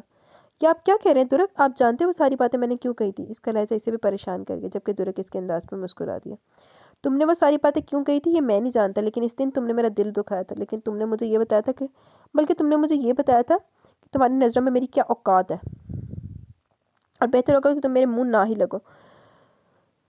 ना तो मैं तुमसे बात करना चाहता हूँ, ना ही तुम्हारी शक्ल देखना चाहता हूँ। अलमारी से अपने कपड़े निकालते वॉशरूम में बंद हो गया। बड़ी परेशान सी से जाता देख रही थी। चंगी हुई तेरे ना, तो ही डिजर्व करती सी। धनक बेटा अपना दिल बड़ा कर लो, माफ़ कर दो इसे। वो अपनी बहुत शर्मिंदा, वो गलती तो इसने तब की थी जब इसे सही और गलत की पहचान तक नहीं थी। इसी गलती कोई जानबूझकर तो नहीं करता, इससे गलती होगी। एक बार इसे माफ़ करके तो देखो। ज़ैनब ने एक और कोशिश की। माफ़ कर दूँ? कैसे माफ़ कर दूँ इसे जो मेरे वालिदैन का कातिल है, मेरे मासूम भाइयों का कातिल है? मैं इसे माफ़ नहीं कर सकती मामी, प्लीज़ बार बार मेरे सामने बातें ना करें, मुझे दुख होता है ये सोच सोच कि मैं अपने वालिदैन के कातिल के साथ इतना वक्त गुजार के आई हूँ। वो रोते हुए बोली। धनक बार बार इसे कातिल कहने से वो कातिल नहीं हो जाएगा। वो बच्चा था, नादान था, और बचपने में से वो गलती होगी, लेकिन इस गलती की सज़ा वो न जाने कितने सालों तक भुगत रहा है। 12 साल तक इसने अपने बाप तक से बात नहीं की। वो सबसे खफा हो गया था, खुद से भी। धनक बेटा समझने की कोशिश करो, बस एक बार इससे बात कर लो। ज़ैनब ने मिन्नत करते हुए कहा। आखिर कब तक उसको तड़पते हुए देखती रहती। बस कर दे मामी, मुझसे कुछ बर्दाश्त नहीं होता। ये सब कुछ इनकी बातों से तंग आकर उठ के अपने कमरे में जाने लगी, जब अचानक सर घूमने की वजह से गिरने वाली थी कि मामी ने इसे थाम लिया। लेकिन वो होशो हवास से बेगाना हो चुकी थी। मामी के हाथ पैर फूल चुके थे। जल्दी से यासिर को फ़ोन करने लगी, जो अपनी नई दुकान को आजकल भरपूर वक्त दे रहे थे। रेहान अगली फ़्लाइट से पहुंच चुका था, जहां जायमा और सोबिया से देखकर बहुत बेहद खुश थी, वहीं बहुत नाराज़ भी थी कि वह हया को लेकर इतना लापरवाह कैसे हो सकता है। लेकिन इसने ये कहा कि अगली फ्लाइट से खुद आने वाला था, इसलिए हया को अकेले भेज दिया। इसने काफ़ी हद तक इन दोनों को मुतमिन कर लिया था, जबकि ध्यान बार बार इसकी तरफ जा रहा था जो इधर से उधर घूमती मुसलसल इसे नज़रअंदाज कर रही थी। तेरा बांधा हूँ, उन्हें तो अड्डा पीछे पीछे फिर के तेने मनाया, तू मने ही नहीं। इसकी नाराज़गी तो वो घर से ही समझ चुका था, लेकिन अब तो इसे मनाने में भी मज़ा आएगा। वो कमरे में आराम करने के लिए तो बार बार हया को आवाज़ देता रहा, लेकिन हया कभी मुलाजमा को भेज देती तो कभी जायमा को। खुद एक बार भी नहीं आई। यही सिलसिला रात तक जारी रहा। वो रात भी नहीं आई। सोबी ने जब कहा कि बेटा अपने कमरे में जाकर सोचो, रेहान इंतजार कर रहा होगा, तो इसका जवाब था वो रोज़ इनके साथ ही होती है, आज तो अपनी माँ के साथ सोएगी। इसकी मोहब्बत भरे अंदाज पर मुस्कुरा दी। और रेहान का इंतजार ही रहा। चंगा होया। इनको अस्पताल लाए गए तो सभी खुशी से एक दूसरे को मुबारकबाद दे रहे थे। ज़हरा की खुशी की कोई इंतहा ही न थी। ताबिश अगली फ्लाइट से यहाँ आ रहा था। ज़हरा जब कमरे में से मुबारकबाद देने आई तो अब भी वही नाराज़ी थी। अपने बच्चे की खबर को लेकर इसके चेहरे पर नूर था, वहीं अंदर ही अंदर ताबिश का दुख भी सिखाया जा रहा था। धनक बेटा, ये तुम दोनों की खुशी है, तुम इससे इतनी बड़ी खुशी नहीं छीन सकती। ताबिश, इसका भी इस पर पूरा हक है। ज़हरा इसे समझाते हुए बोली, लेकिन शायद इतनी बड़ी खुशी के बाद वो कुछ समझने को तैयार नहीं थी। ठीक है बेटा, मैं तुम्हारे साथ कोई ज़बरदस्ती नहीं करूँगी, बस इतना कहूँगी कि तुम जो करी हो ठीक नहीं है। तुम्हारे आने के बाद तो इसने जीना शुरू किया, जानती हो 12 साल तक इसने हमसे बात तक नहीं की। दिन रात बस यही सोचता रहता है कि इसे कितनी बड़ी गलती होगी, इसने कितना बड़ा गुनाह कर दिया। इसके बाबा ने ज़िंदगी में आगे बढ़ाने के लिए इसके साथ झूठ बोला कि हर जगह तुम्हें ढूंढ चुके हैं, लेकिन तुम्हारी तलाश में कामयाब नहीं हुआ। और जब इसे इस बात की सच्चाई का पता चला तो इसने अपने बाप से बात करना छोड़ दी। मुझे तो मुस्कुराकर देखता तक नहीं था। मैं तो अपने बेटे को मुकम्मल खो चुकी थी कि तुम इसकी ज़िंदगी में आए और सब कुछ बदल गया। ताबिश बदल गया। वो खुश रहने लगा, तुम्हें सोचकर जीने लगा। 12 साल से तो एक बेरौनक ज़िंदगी गुजारा था, इसमें ना कोई उम्मीद थी ना कोई रंग। हालांकि तुम्हारी माँ इंतकाल से पहले से अपनी मौत माफ़ कर गई थी। मैं सच कह रही हूँ, उन्होंने मौत से पहले ताबिश से वादा मांगा था कि तुम्हारा ख्याल रखेगा। ये सच है। तुम चाहे यकीन करो या ना करो, वो तुम्हें बेतहाशा चाहता है। वो आज ही पाकिस्तान वापस आने वाला है। या तो इसे माफ़ करके अपनी ज़िंदगी में आगे बढ़ जाओ, वरना सारी ज़िंदगी से इसी की गुनाह की सज़ा देती रहो जो गलती से हुआ था। मैं कुछ नहीं कहूँगी, तुम्हारा फैसला, मुझे कोई हक नहीं कुछ भी कहने का। तुम्हारी ज़िंदगी, तुम्हारा फैसला। वो खामोशी से इसके करीब से उठ कर बाहर जाने लगी। ज़मीन का फ़ोन बजा। क्या बात करी हो? कहाँ, कब, कैसे? ताबिश कैसे? इसे ज़रा चोट तो नहीं आई? ज़हरा परेशानी से बोली, जबकि वो भी इनकी तरफ मतवज्जा हो चुकी थी। क्या हुआ मम्मी, सब कुछ ठीक तो है? वो इनकी तरफ देखते हुए बोली। ठीक नहीं है बेटा, ताबिश का एक्सीडेंट हो गया, इसे सिटी हॉस्पिटल लेकर गए। अल्लाह रहम करे, मैं भी जा रही हूँ, तुम अपना ख्याल रखना। वो इसके सर पर हाथ फेरते हुए बाहर जाने लगी जब अगले लम्हे में इनका हाथ थाम चुकी थी। मम्मी प्लीज़ मुझे अपने साथ लेकर चला, अगर इन्हें कुछ हो गया तो मेरे पास इनके अलावा कोई नहीं है। वो कहते हुए फूट फूट कर रो दी। जहरा इसे अपने सीने से लगा खामोश करवाते उसे अपने साथ ले जाने के लिए ड्राइवर को फ़ोन करने लगी। शायद इनकी बातों पर इस पर काफ़ी असर हुआ था। वो दुरक का बहुत ख्याल रखने की कोशिश कर रही थी, हर वक्त इसके आसपास घूमती रहती। वो 3 दिन से मुसलसल इससे माफ़ी मांग रही थी कि उसे वो बातें नहीं करनी चाहिए थी, लेकिन वो मजबूर थी। वो दुरक को इस उम्मीद पर नहीं छोड़ सकती थी, वो कभी भी इसकी हो सकती है। वो जानती थी कि अगर ये सब कुछ नहीं कहती तो शायद कभी वो अपनी ज़िंदगी में आगे नहीं बढ़ पाता। जबकि दूसरी तरफ दुरक इससे नाराज़ होकर अपनी ज़िंदगी को बहुत इंजॉय कर रहा था। वो कभी इसके लिए एक मज़ेदार डिश बनाती तो कभी दूसरी मज़ेदार डिश बनाती। रेहान का आइडिया काफ़ी ज़्यादा काम कर रहा था। रेहान ने इससे कहा था कि अगर तुम इतनी आसानी से मांगे तो हमेशा ऐसे ही तंग करेगी, जिस पर अब वो इसे मुसलसल तंग कर रहा था। ना तो इसे सीधे मुँह बात कर रहा था, ना इसे तंग करने का कोई बहाना हाथ से जाने दे रहा था। कमरे के बाहर वो एक बहुत ही मज़ेदार ज़िंदगी गुजारा था, जिसमें बाहर से बहुत मोहब्बत से पेश आता, जबकि कमरे के अंदर वैसे ही मूड ऑफ करके बैठा रहता। चंगा कर रहे हैं आज ना। अब्रिश को तो समझ नहीं आ रहा था वो कैसे से समझाए, इसे कैसे मनाए। वो तो मानने को तैयार ही नहीं था, जब तक कि वो तो पिछले 3 दिन से अब्रिश की मोहब्बत देखकर अंदर अंदर खुश हुए जा रहा था। ये बात अलग थी कि अगर इसे पता चल गया कि सब कुछ ड्रामा है तो वो इसे बहुत बुरी तरह से नाराज़ होगी, लेकिन दुरक को पता था इसे मना लेगा। इसकी मोहब्बत में इतनी ताकत तो थी कि अपनी रूठी हुई बीवी को मना ना सके। हया, मैं सारी रात कमरे में तुम्हारा इंतज़ार करता, तो तुम क्यों नहीं आई? वो इसके सामने खड़ा पूछ रहा था, जबकि हया जवाब देने के बजाय आगे जाने वाली थी, जब इसने इसका हाथ थाम कर अपनी तरफ खींचा और इसकी कमर में हाथ डालकर इसे बिल्कुल अपने करीब कर लिया चुका था। तुम्हारी नाराज़गी, तुम्हारे नखरे सब सर आंखों पर, लेकिन मेरा इंतज़ार तो कर लेती पागल। मैं तो सिर्फ हमारा इजहार का मोमेंट स्पेशल बनाना चाहता था, बस इसीलिए इस दिन सुबह सुबह चला गया। मैं जानता हूँ मेरा अंदाज़ बहुत ख़राब था, मैंने तुम्हारे साथ बहुत गलत किया, लेकिन हया मुझे लगता था कि ये सब कुछ तुम मजबूरी में कर रही हो। तुम इस रिश्ते को समझौते का नाम देकर निभाना चाहती हो। मैं सच में नहीं जानता था कि तुम मुझसे मोहब्बत करती हो। इस दिन जो तुमने किया, इसके बाद मुझे यही लगा कि तुम इस शख्स से मोहब्बत करती हो। हाँ, लेकिन दिमाग में बस एक सवाल था कि मेरी इतनी मोहब्बत, इतना प्यार कहाँ रह गया? कितने सालों का मेरा प्यार तुम्हें नज़र नहीं आया और एक गैर के साथ चली गई। मैं जानता हूँ मैंने तुम्हारे साथ बहुत बुरा सलूक किया, लेकिन इस वक्त भी नाराज़गी और गुस्सा था। प्लीज़ मुझे माफ़ कर दो। यकीन करो मैं तुमसे नाराज़ होकर नहीं गया था। मुझे माफ़ कर दो यार, मुझे नहीं पता था कि तुम्हें मेरा इस तरह जाना इतना बुरा लगेगा कि तुम मुझे छोड़कर यहाँ चली आई। ठीक है, मैं तुमसे नाराज़ था, मैं तो तुम्हारी गलती पर तुमसे नाराज़ था। और तो तुम एक बार मुझसे पूछती तो सही। तुम्हें लगता है कि मैं तुम्हें इस तरह इसलिए नौकरी नहीं करने देना चाहता था क्योंकि मैं चाहता था तुम हमेशा मुझ पर डिपेंडेंट हो? तो ऐसा नहीं है यार, मैं तुम्हें इसलिए नौकरी नहीं करने देना चाहता था क्योंकि मैं तुम्हारा हर ख्वाब, हर आरज़ू अपने पैसों से पूरी करना चाहता हूँ। तुम्हारी हर ख्वाहिश को तुम्हारे लबों से अदा होने से पहले तुम्हें देना चाहता हूँ। मुझे नहीं पता कि इस शख्स ने मुझे किस तरह से तुम्हारे सामने पेश किया। मैं तुमसे बस इतना ही कहूँगा कि हया, मैंने आज से नहीं बल्कि बचपन से आज तक तुमसे मोहब्बत किया। मैं तुमसे कितनी मोहब्बत करता हूँ मैं खुद भी नहीं जानता। बस मेरी हर सांस में सिर्फ और सिर्फ तुम्हारा नाम है। वो आहिस्ता से इसके हाथ में अंगूठी पहनाकर इसके हाथ को अपने लोगों से छूता बाहर जाने लगा और फिर दरवाजे के पास जाकर मुड़ा। सुनो, मैं आज रात कमरे में इंतज़ार करूंगा, अगर आज नहीं आई तो कल सुबह होते मैं यहाँ से चला जाऊंगा। वो नाराज़गी से कहता जाने लगा तो हया ने पुकारा, सुने मिस्टर हिटलर, अभी आऊँ या रात को? शरारती अंदाज में मुस्कुराते बोली तो रेहान वहीं से पीछे पलट कर अगले लम्हे उसे अपने करीब करते हुए सीने में फेंक चुका था। I love you so much. वो इसे अपने सीने से लगाए शिद्दत से बोला तो हया मुस्कुराते हुए खुद को इसकी बाहों में कैद में महसूस करने लगी। चलो, एक जने का मसला हल होया। डॉक्टर, ताबिश ठीक तो है ना? इन्हें चोट तो नहीं आई? वो तकरीबन भागते हुए आई थी। नर्स से ताबिश के कमरे का पूछते हुए लोग ताबिश के कमरे के बाहर खड़े थे जब धनक ने डॉक्टर से पूछा। अपने सामने इस लड़की को रोते देख डॉक्टर भी परेशान हो चुका था। जब इसकी आवाज़ सुनकर ताबिश फौरन कमरे से बाहर निकला है। धनक, धनक, इसकी पुकार पर धनक ने दरवाजे की जानिब देखा और अगले लम्हे इसके सीने से लगी फूट फूट कर रोने लगी। धनक मेरी जान, मैं बिल्कुल ठीक हूँ, प्लीज़ रोना बंद करो। इधर देखो, मुझे कोई चोट नहीं लगी, बस ये ज़रा सी सर पर लगी, छोटा सा एक्सीडेंट था, गाड़ी मुड़ गई थी और मैंने कंट्रोल खो दिया। गाड़ी दरख्त के साथ लगी, बस यही चोट लगी है। इसे अपना माथा छूते देखकर ताबिश ने मुस्कुरा कर कहा। इसे अभी भी रोता देखकर ताबिश ने एक बार फिर से अपने गले से लगा ली। जबकि डॉक्टर खामोशी से मुस्कुराते वहाँ से निकल चुका था। लारा को भी अपना वहाँ थोड़ा मिसफिट लगा, इसलिए वो भी खामोशी से वहाँ से निकल गई। इनके लिए तो इससे बड़ी कोई खुशी की बात नहीं थी कि इनकी बहू इनके बेटे के पास आ गई। चाहे वो इसके गुस्से का इजहार करे, इससे दूर है, लेकिन मोहब्बत कभी कम नहीं हो सकती। धनक, मुझे कभी छोड़कर मत जाना, मैं तुमसे बहुत प्यार करता हूँ, तुम्हारे बगैर रहना मेरे लिए मुमकिन नहीं है। मैं जानता हूँ मैंने बहुत बड़ी गलती की है, शायद कभी खुद को इस गलती के लिए माफ़ भी नहीं कर सकूँगा, लेकिन तुम मुझे माफ़ कर दो, बस एक बार ही सही। तुम्हें कभी शिकायत का मौका नहीं दूंगा, लेकिन तुम्हारे बगैर रह नहीं सकूँगा, मैं मर जाऊँगा। ताबिश ने कहा तो धनक ने तड़प कर इसके लबों पर अपना हाथ रख दिया। प्लीज़ ऐसी बात ना करें ताबिश, शायद मैं ही आपको समझ नहीं पाई। पापा और मम्मी ने मुझे सब कुछ बता दिया, मेरी वजह से आप अपनी ज़िंदगी अच्छे से नहीं गुजार पाए। शायद मैं अपने बचपन में ये सारी चीज़ें समझ ही नहीं सकी। मैं तो हमेशा इस शख्स से नफरत करती थी जिसे मेरे बाप का एक्सीडेंट किया, लेकिन ये नहीं समझ पाई कि ज़िंदगी और मौत अल्लाह के हाथ में। शायद इन लोगों की मौत ही ऐसी लिखी थी और मैं आपको गलत समझती रही। लेकिन मामू कहते हैं कि मौत के मामले में कभी किसी से नाराज़ नहीं होना चाहिए, कि अल्लाह के मामले, अल्लाह के फ़ैसले जिन पर हमारा कोई ज़ोर नहीं चलता। प्लीज़ मुझे माफ़ कर दे, मैं कभी कभी भी नाराज़ नहीं होंगी। और वैसे भी अब तो हमारा बेबी भी आने वाला है। धनक नज़र झुका कर कहते हुए एक बार फिर से इसके सीने से लग चुकी थी, जबकि इसकी हल्की हल्की सरगोशियाँ अब भी जारी थी। अब तो हम कभी भी अलग नहीं होंगे, हमेशा एक साथ रहेंगे। ताबिश इसे अपने सीने से लगाए मुस्कुरा कर इसकी बातें सुनकर हर बात के बाद आमीन और इंशाल्लाह कह रहा था। वैसे मेरी जान, मैं तुम्हें एक बात बता दूं, शायद तुम भूल रही हो कि हम इस वक्त हॉस्पिटल में हैं और काफ़ी सारे लोग हमें देखकर हंस रहे हैं। हंसना तो इनका बनता है, क्योंकि हम इस तरह से खुलेआम रोमांस करेंगे तो लोग पता नहीं क्या समझेंगे।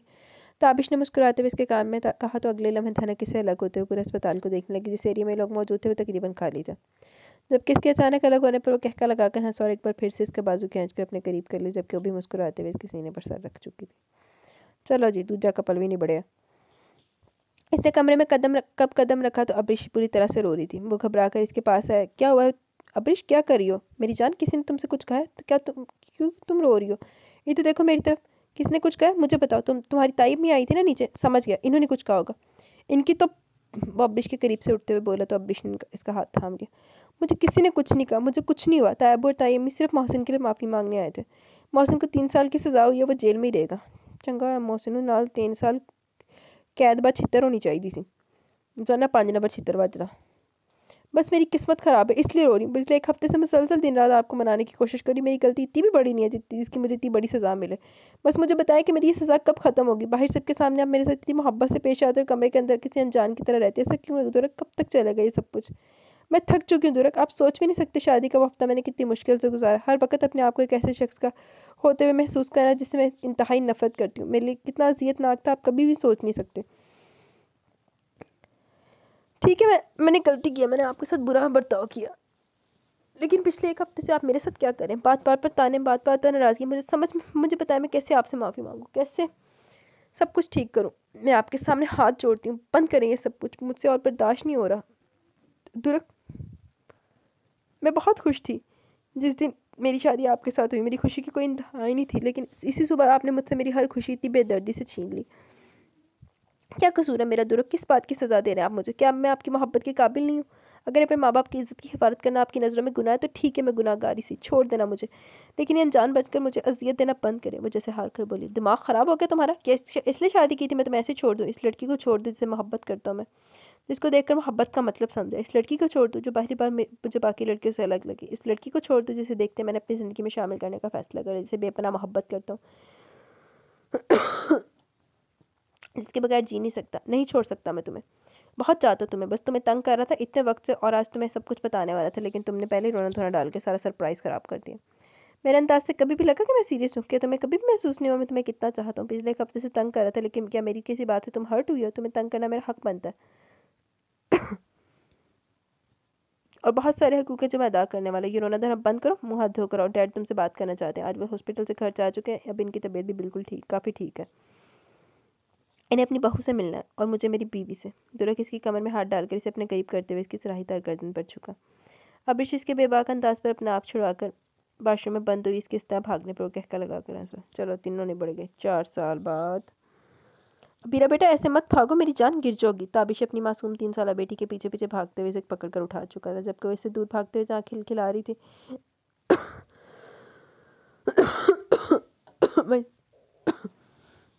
वहीं इसकी गोद में आकर मजीद इसके साथ खेलने में मसरूफ़ हो चुकी थी, जबकि वहीं कुछ फासले पर बैठी धनक मुँह बनाते उठकर अंदर चली गई। आज संडे था, ताबिश ने इसे मामू के घर ले जाने का वादा किया था, लेकिन इसकी बेटी जो किसी भी तरह इसके हाथ नहीं आ रही थी, इस वक्त भी वो अपने बाप को अपने साथ खेल में लगा इसे पता नहीं कौन सा जन्म के इंतकाम ले रही थी।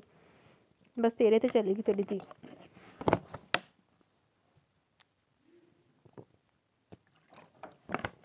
ताबिश देख रहे हैं ना आप, ये तीसरी ड्रेस गंदी की है इसने चॉकलेट खाती है बीरा की तरफ देख कर था।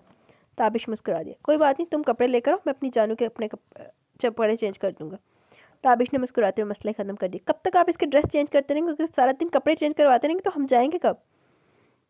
इस मसले का तो बस एक ही हल है, आप इस गाड़ी में लेकर जाए, मैं कपड़े लेकर आती हूँ। ना तो इसकी खेलकूद खत्म होगी और ना ही हम कभी मामू के यहाँ जा पाएंगे। वैसे भी 11 बज रहे हैं। धनक ने इसकी मस्तियाँ देखते हुए हल निकाला, जिस पर ताबिश ने मुस्कुराकर सर को हाँ में खम के अपनी नन्ही सी जान को उठाकर गाड़ी में ले आया जो कि खुद को गाड़ी में कैद देकर मुँह बस ओढ़ चुकी थी। सॉरी मेरी जान नाराज़ हो रही है, आज आप सॉरी, मेरी जान नाराज़ हो रही है, आज आपको नानो के घर चलना ही होगा, इसने गाड़ी की खिड़की खोलते हुए कहा, क्योंकि अबीरा को बिल्कुल पसंद नहीं था, चाहे वो बंद कमरा हो या बंद गाड़ी। इसे ना गाड़ी का सफ़र करना पसंद था और ना ही कमरे में रहना। इस बात का अंदाज़ा इन दोनों ने तब लगाया जब बंद कमरे में बुरी तरह से रोने लगती और गाड़ी के सफ़र में तो सारा रास्ता रोते हुए काटती। लेकिन बाद में जब ताबिश ने शीशा खोलना शुरू किया तो इसे अंदाज़ा होगा कि इसे बंद जगह नहीं पसंद। ये वजह थी कि वो ना तो बंद कमरे में जाना पसंद करती और ना ही गाड़ी में बैठना। शायद इसे आज सुबह ही अंदाज़ा हो गया था कि वो नानो के घर जाने वाला, इसलिए सुबह से इसकी मस्ती खत्म नहीं हो रही थी। थोड़ी देर मुंह बनाने के बाद वो शायद समझ चुकी थी कि इनका जाना भी ज़रूरी है, इसलिए रोना धोना बंद करते हुए अभी इसकी गोद में बैठकर बाहर का नज़ारा करने लगी। हया, खुदा के लिए एहतियात करो बेटा, 7वां महीना चल रहा है, इस तरह से तुम्हारी लापरवाही तुम्हारे लिए नुकसानदेह हो सकती है। वो दोनों इसके दाएं बाएं चलती किचन में जाने से मना कर रही थी, जबकि रेहान इसके कदम के साथ कदम मिलाता पीछे आ रहा था। अरे मैं एहतियात कर रही हूँ, आप फिक्र ना करें, बिल्कुल ठीक हूँ मैं। और उस्मा ने मुझे कहा मैं वॉक करती रहूँगी तो बेबी ठीक रहेगा। वो आगे चलती हुई बोल रही थी, लेकिन जायमा और सोबिया परेशानी से इसके दाएं बाएं चल रही थी। हाँ, लेकिन रेहान बहुत खुश था क्योंकि इसका बच्चा सेहतमंद था। सोबिया और जायमा इसे सिर्फ और सिर्फ देसी खुराक दे रही थी। इसकी ज़िद और इमोशनल ब्लैकमेलिंग बिल्कुल भी किसी के सामने नहीं चल रही थी, जिसकी वजह से ज़्यादातर इसका मूड ऑफ ही रहता था। हाँ, लेकिन अपने होने वाले बेबी को सोचकर वो भी बहुत खुश थी। रेहान ने कई बार इसे अकेले अपने बेबी से बात करते हुए सुना था और इसकी हरकतों पर बहुत खुश होता था। इसकी बेस्ट फ्रेंड उस्मा वक्ती तौर पर इससे बहुत नाराज़ थी, लेकिन आहिस्ता आहिस्ता वो भी समझ गई कि हया कभी भी वसी से मोहब्बत नहीं करती थी और वसी की मौत ऐसे ही लिखी थी। अब तो डॉक्टर बनकर जल्दी हया की डिलीवरी करने वाली भी थी। हया तो वैसे भी पढ़ाई से जान छुड़ाई थी, इसने जल्दी यूनिवर्सिटी से जान छुड़ाकर सिर्फ और सिर्फ रेहान पर ध्यान देना शुरू कर दिया और इनके घर में बहुत जल्द खुशखबरी भी आने वाली थी। अल्लाह ने इन दोनों के नसीब एक साथ जोड़े थे। हया समझ चुकी थी कि रेहान से ज़्यादा इससे कोई मोहब्बत नहीं कर सकता और रेहान को अपने लिए दिन ब दिन बढ़ती हुई मोहब्बत को देखकर अपने रब का जितना शुक्र अदा करती कम था। डैडी जी, आपके बेटे ने मुझे तंग कर रखा है, मत जा रहे जो मेरी कोई भी बात मानते हो। जब भी मैं कुछ कहती हूँ आगे से बहाने शुरू कर देते हैं कि मुझे नहीं पता, बस आप मुझे वहाँ बुला रही हैं, आप खुद यहाँ आ जाए। मुझे ना आपकी बहुत याद आती है, मैं आपको बहुत ज़्यादा मिस कर रही हूँ और आप अब आप बीमार हैं, आपको ज़रूरत है मेरी वहाँ मेरी, लेकिन ये तो यहाँ फिक्स ही हो गए। जब से दुरक ने मलेशिया में अपना काम शुरू किया था तब से अब्रिश के बहाने शुरू हो चुके थे, क्योंकि हर 3-4 माह के बाद इसे मलेशिया लेके जाता था और दुरक का कहना था वो इसके बगैर एक लम्हा भी नहीं रह सकता। जबकि अब्रिश को अपने डैडी जी से बहुत दोस्ती हो चुकी थी, जो अपना सारा वक्त इनके साथ ख्याल रखते हुए इनके साथ गुजारती थी। इस तो पाकिस्तान वापस जाना था या लंदन वापस जाना था, लेकिन दुरक का काम ही खत्म नहीं हो रहा था, इसे पाकिस्तान या लंदन लेकर जाए। तो दुरक ने छड़ पर ना तू ना अपने प्यो वास्ते अपने आप नहीं अपनी आप ही वास्ते अपना आप डोनेट कर दे तो या फिर अपने डैडी जी वास्ते कर दे। बेटा जी आज इसे आने दो, आज मैं इसके कान खींचता हूँ, मेरी बेटी को इतना तंग करके रखा हुआ है इसने, डैडी जी ने हंसते हुए कहा, जब दरवाजे से अंदर आते हुए दुरक ने भी मुस्कुरा कर सलाम किया। मुझे भी तुम दोनों और हसन की बहुत याद आती है, बाबा ने मुस्कुराते हुए इससे कहा, जबकि बेड पर गहरी नींद सोता 8 माह का हसन सच में इनकी जान था। नहीं, उत्तर पढ़ना सी। वालेकुम अस्सलाम बरखुरदा, क्यों हमारी बहू को परेशान कर रखा? वो मेरे पास आना चाहती तो आने दो इसे, और तुम लोग तो पिछले 3 माह से वहीं के होकर रह गए। मुझे भी तुम दोनों और हसन की बहुत याद आती है, बाबा ने मुस्कुराते हुए इससे कहा, जबकि बेड पर गहरी नींद सोता 8 माह का हसन सच में इनकी जान था।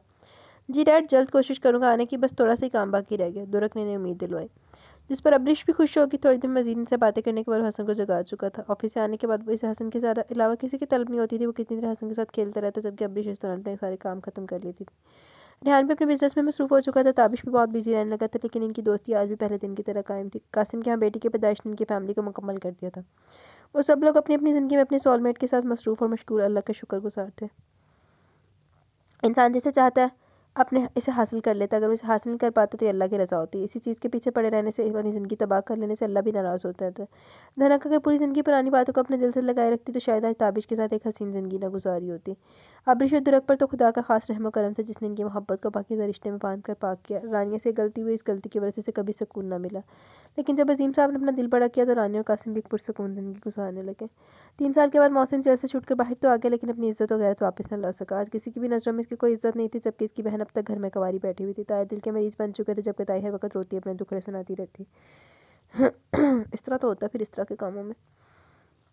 हर रिश्ते की एक हकीकत होती है, जिनमें खालिस पर मोहब्बत होती है वो कामयाब हो जाते हैं, लेकिन जहाँ लालच और दिखावा होता है वो रिश्ते नाकामयाब होते हैं। अगर हकीकत की बात की जाए तो वो रिश्ते सच्चे भी नहीं होते। ताबू ने भी शायद अपने भाई के साथ एक ऐसे ही दिखावे का रिश्ता जोड़ा था। रिश्तों में खालिस पर मोहब्बत होना ज़रूरी है, वरना रिश्तों में मोहब्बत नहीं होती वो जल्दी ख़त्म हो जाते हैं, रिश्तों का कोई वजूद ही नहीं रहता। मोहब्बत और खालिसपन से जोड़ने वाले रिश्ते कभी कामयाब नहीं होते। हम सबको ऐसे रिश्ते निभाने की तौफीक अता अल्लाह हम सबको ऐसे रिश्ते निभाने की तौफीक अता फरमाए जिनमें मोहब्बत हो, आमीन। ख़त्म शुद्ध। जी तो गाइज़, यहाँ पे हमारा नावल अपने इख्तिताम को पहुँचा। कैसा लगा आपको नावल? अपनी राय का ज़रूर इज़हार कीजिएगा। Novel name is Soulmate, written by Areej Shah का ये नावल था, जो मैंने भी आपको सुनाते सुनाते पहली बार पढ़ा। मैंने भी ये नावल पहले नहीं पढ़ा हुआ था। तो आपको कैसा लगा अपनी राय का ज़रूर इज़हार कीजिएगा। इंशाल्लाह जल्द मिलेंगे न्यू नावल के साथ। कल मैंने अपना और अरीज का मोस्ट फेवरेट नावल स्टार्ट करना है। तो ये नावल मैंने अपने लिए, अरीज के लिए और मेरे जो कुछ प्यारे प्यारे लिसनर्स हैं जो रिस्पॉन्स देते हैं, डेली कमेंट करते हैं, उनके लिए ये है।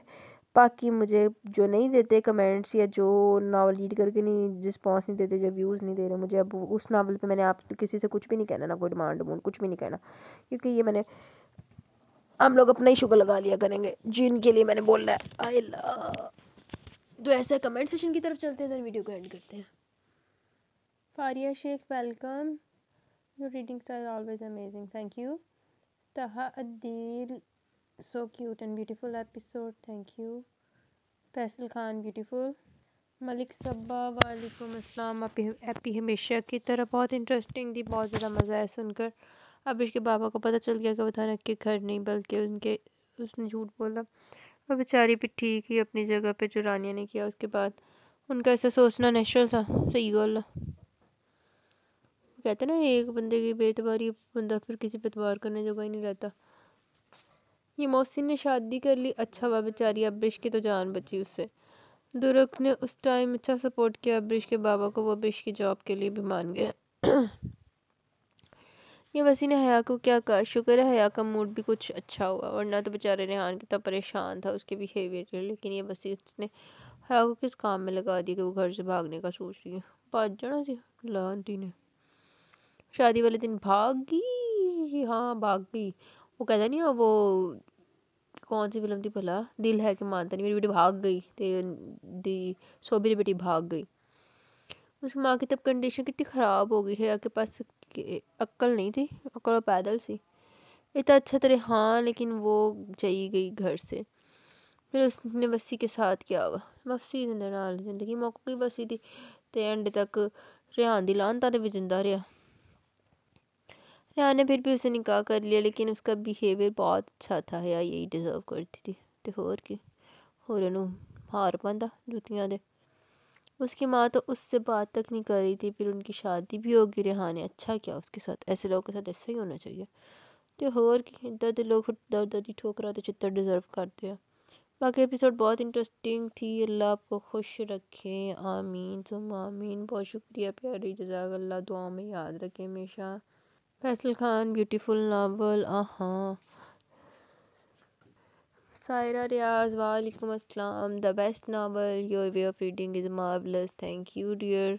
अल्लाह पाक कामयाब करे, आमीन जी, दुआ में याद रखे। वैसे तुम कह रहे हो सारे या कमेंट सेशन में ये नहीं कि एडा लहक महक के वो पढ़ रही, तो लहक चहक के मैं इस तरह से पढ़ रही हूँ। चहक के नहीं खैर पढ़ रही, लहक के इस तरह तो पढ़ रही कि मैंने नींद आ रही हूँ। तुम सोचोगे कि 10:30 बजे तेरी ईज नींद आई, तेरी शक्ल है 10:30 बजे सोने वाली, तो भावें मेरी शक्ल नहीं है, लेकिन नींद तो आ रही है ना, थकावट भी है, तबीयत भी नहीं ठीक, तो नींद तो आ सकती है। जल्दी से कमेंट सेशन मुकाओ, में नींदो आ गई है। फैसल खान, ज़बरदस्त novel. Faisal Khan, nice novel, interesting novel. Sai Waheed, वालेकुम अस्सलाम, अल्हम्दुलिल्लाह मैं ठीक हूँ dear, nice story, thank you. Farzana Chaudhary, so sweet of you dear, कहाँ से हो? Punjabi, so cute. मैं साहिवाल से हूँ, थैंक यू। और आपने वो पता नहीं किसी वीडियो में पूछा था, आप वो सुन रही है ना मेरा ख्याल, दिल टूट के हारा सा। उसमें आप पूछ रहे काका किसका, मुझे नहीं पता काका कौन सा। अगर जो ज़्यादा छोटा काका है तो मेरी छोटी बहन का है, अगर तो बड़े वाले काके हैं जो बोल रहे हैं तो वो मेरी आपी दिया। मैनू नहीं याद कि उस वीडियो के केड़ा काका बोल रहा सी मेरा। रियान, वालेकुम अस्सलाम। आप जब से किस में नावल पढ़ रही हैं वो बहुत अच्छा जा रहा है, मगर मुझे आपको कमेंट लिखने के लिए वक्त नहीं मिला। घर में काम थोड़ा ज़्यादा था, मगर आपके नावल को वक्त निकाल कर सुनने तक ही टाइम था, क्योंकि मेरे बच्चों के एग्ज़ाम जा रहे हैं, तो मैं उसमें बिज़ी थी। Sorry for late comment. बहरहाल नावल बहुत अच्छा जा रहा है, बहुत कंफ्यूज हूँ क्योंकि 4 दोस्त की बारे में है ना। So once again sorry for late comment. It's okay dear, आप अपने बच्चों के इम्तिहान पे फोकस करें, बच्चों के एग्ज़ाम्स आर मोस्ट इम्पॉर्टेंट। और बाकी आप टाइम निकाल के सुन रही हैं तो मेरे लिए बड़ी अच्छी बात है। आप सॉरी ना बोले, इट्स ओके। हाँ, 4 दोस्तों की कहानी है जो मैंने आपको अपनी ज़ुबान नहीं सुनानी है बल्कि सुना चुकी हूँ। Tayyaba Iftikhar, thanks, very nice novel, welcome.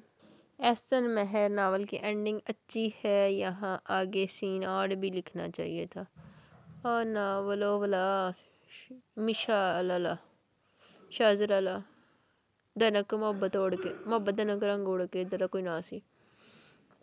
हाँ जी, लिखना चाहिए था लेकिन नहीं लिखा। राइटर दी मर्जी, Raja Rafe, thank so much, beautiful novel, welcome.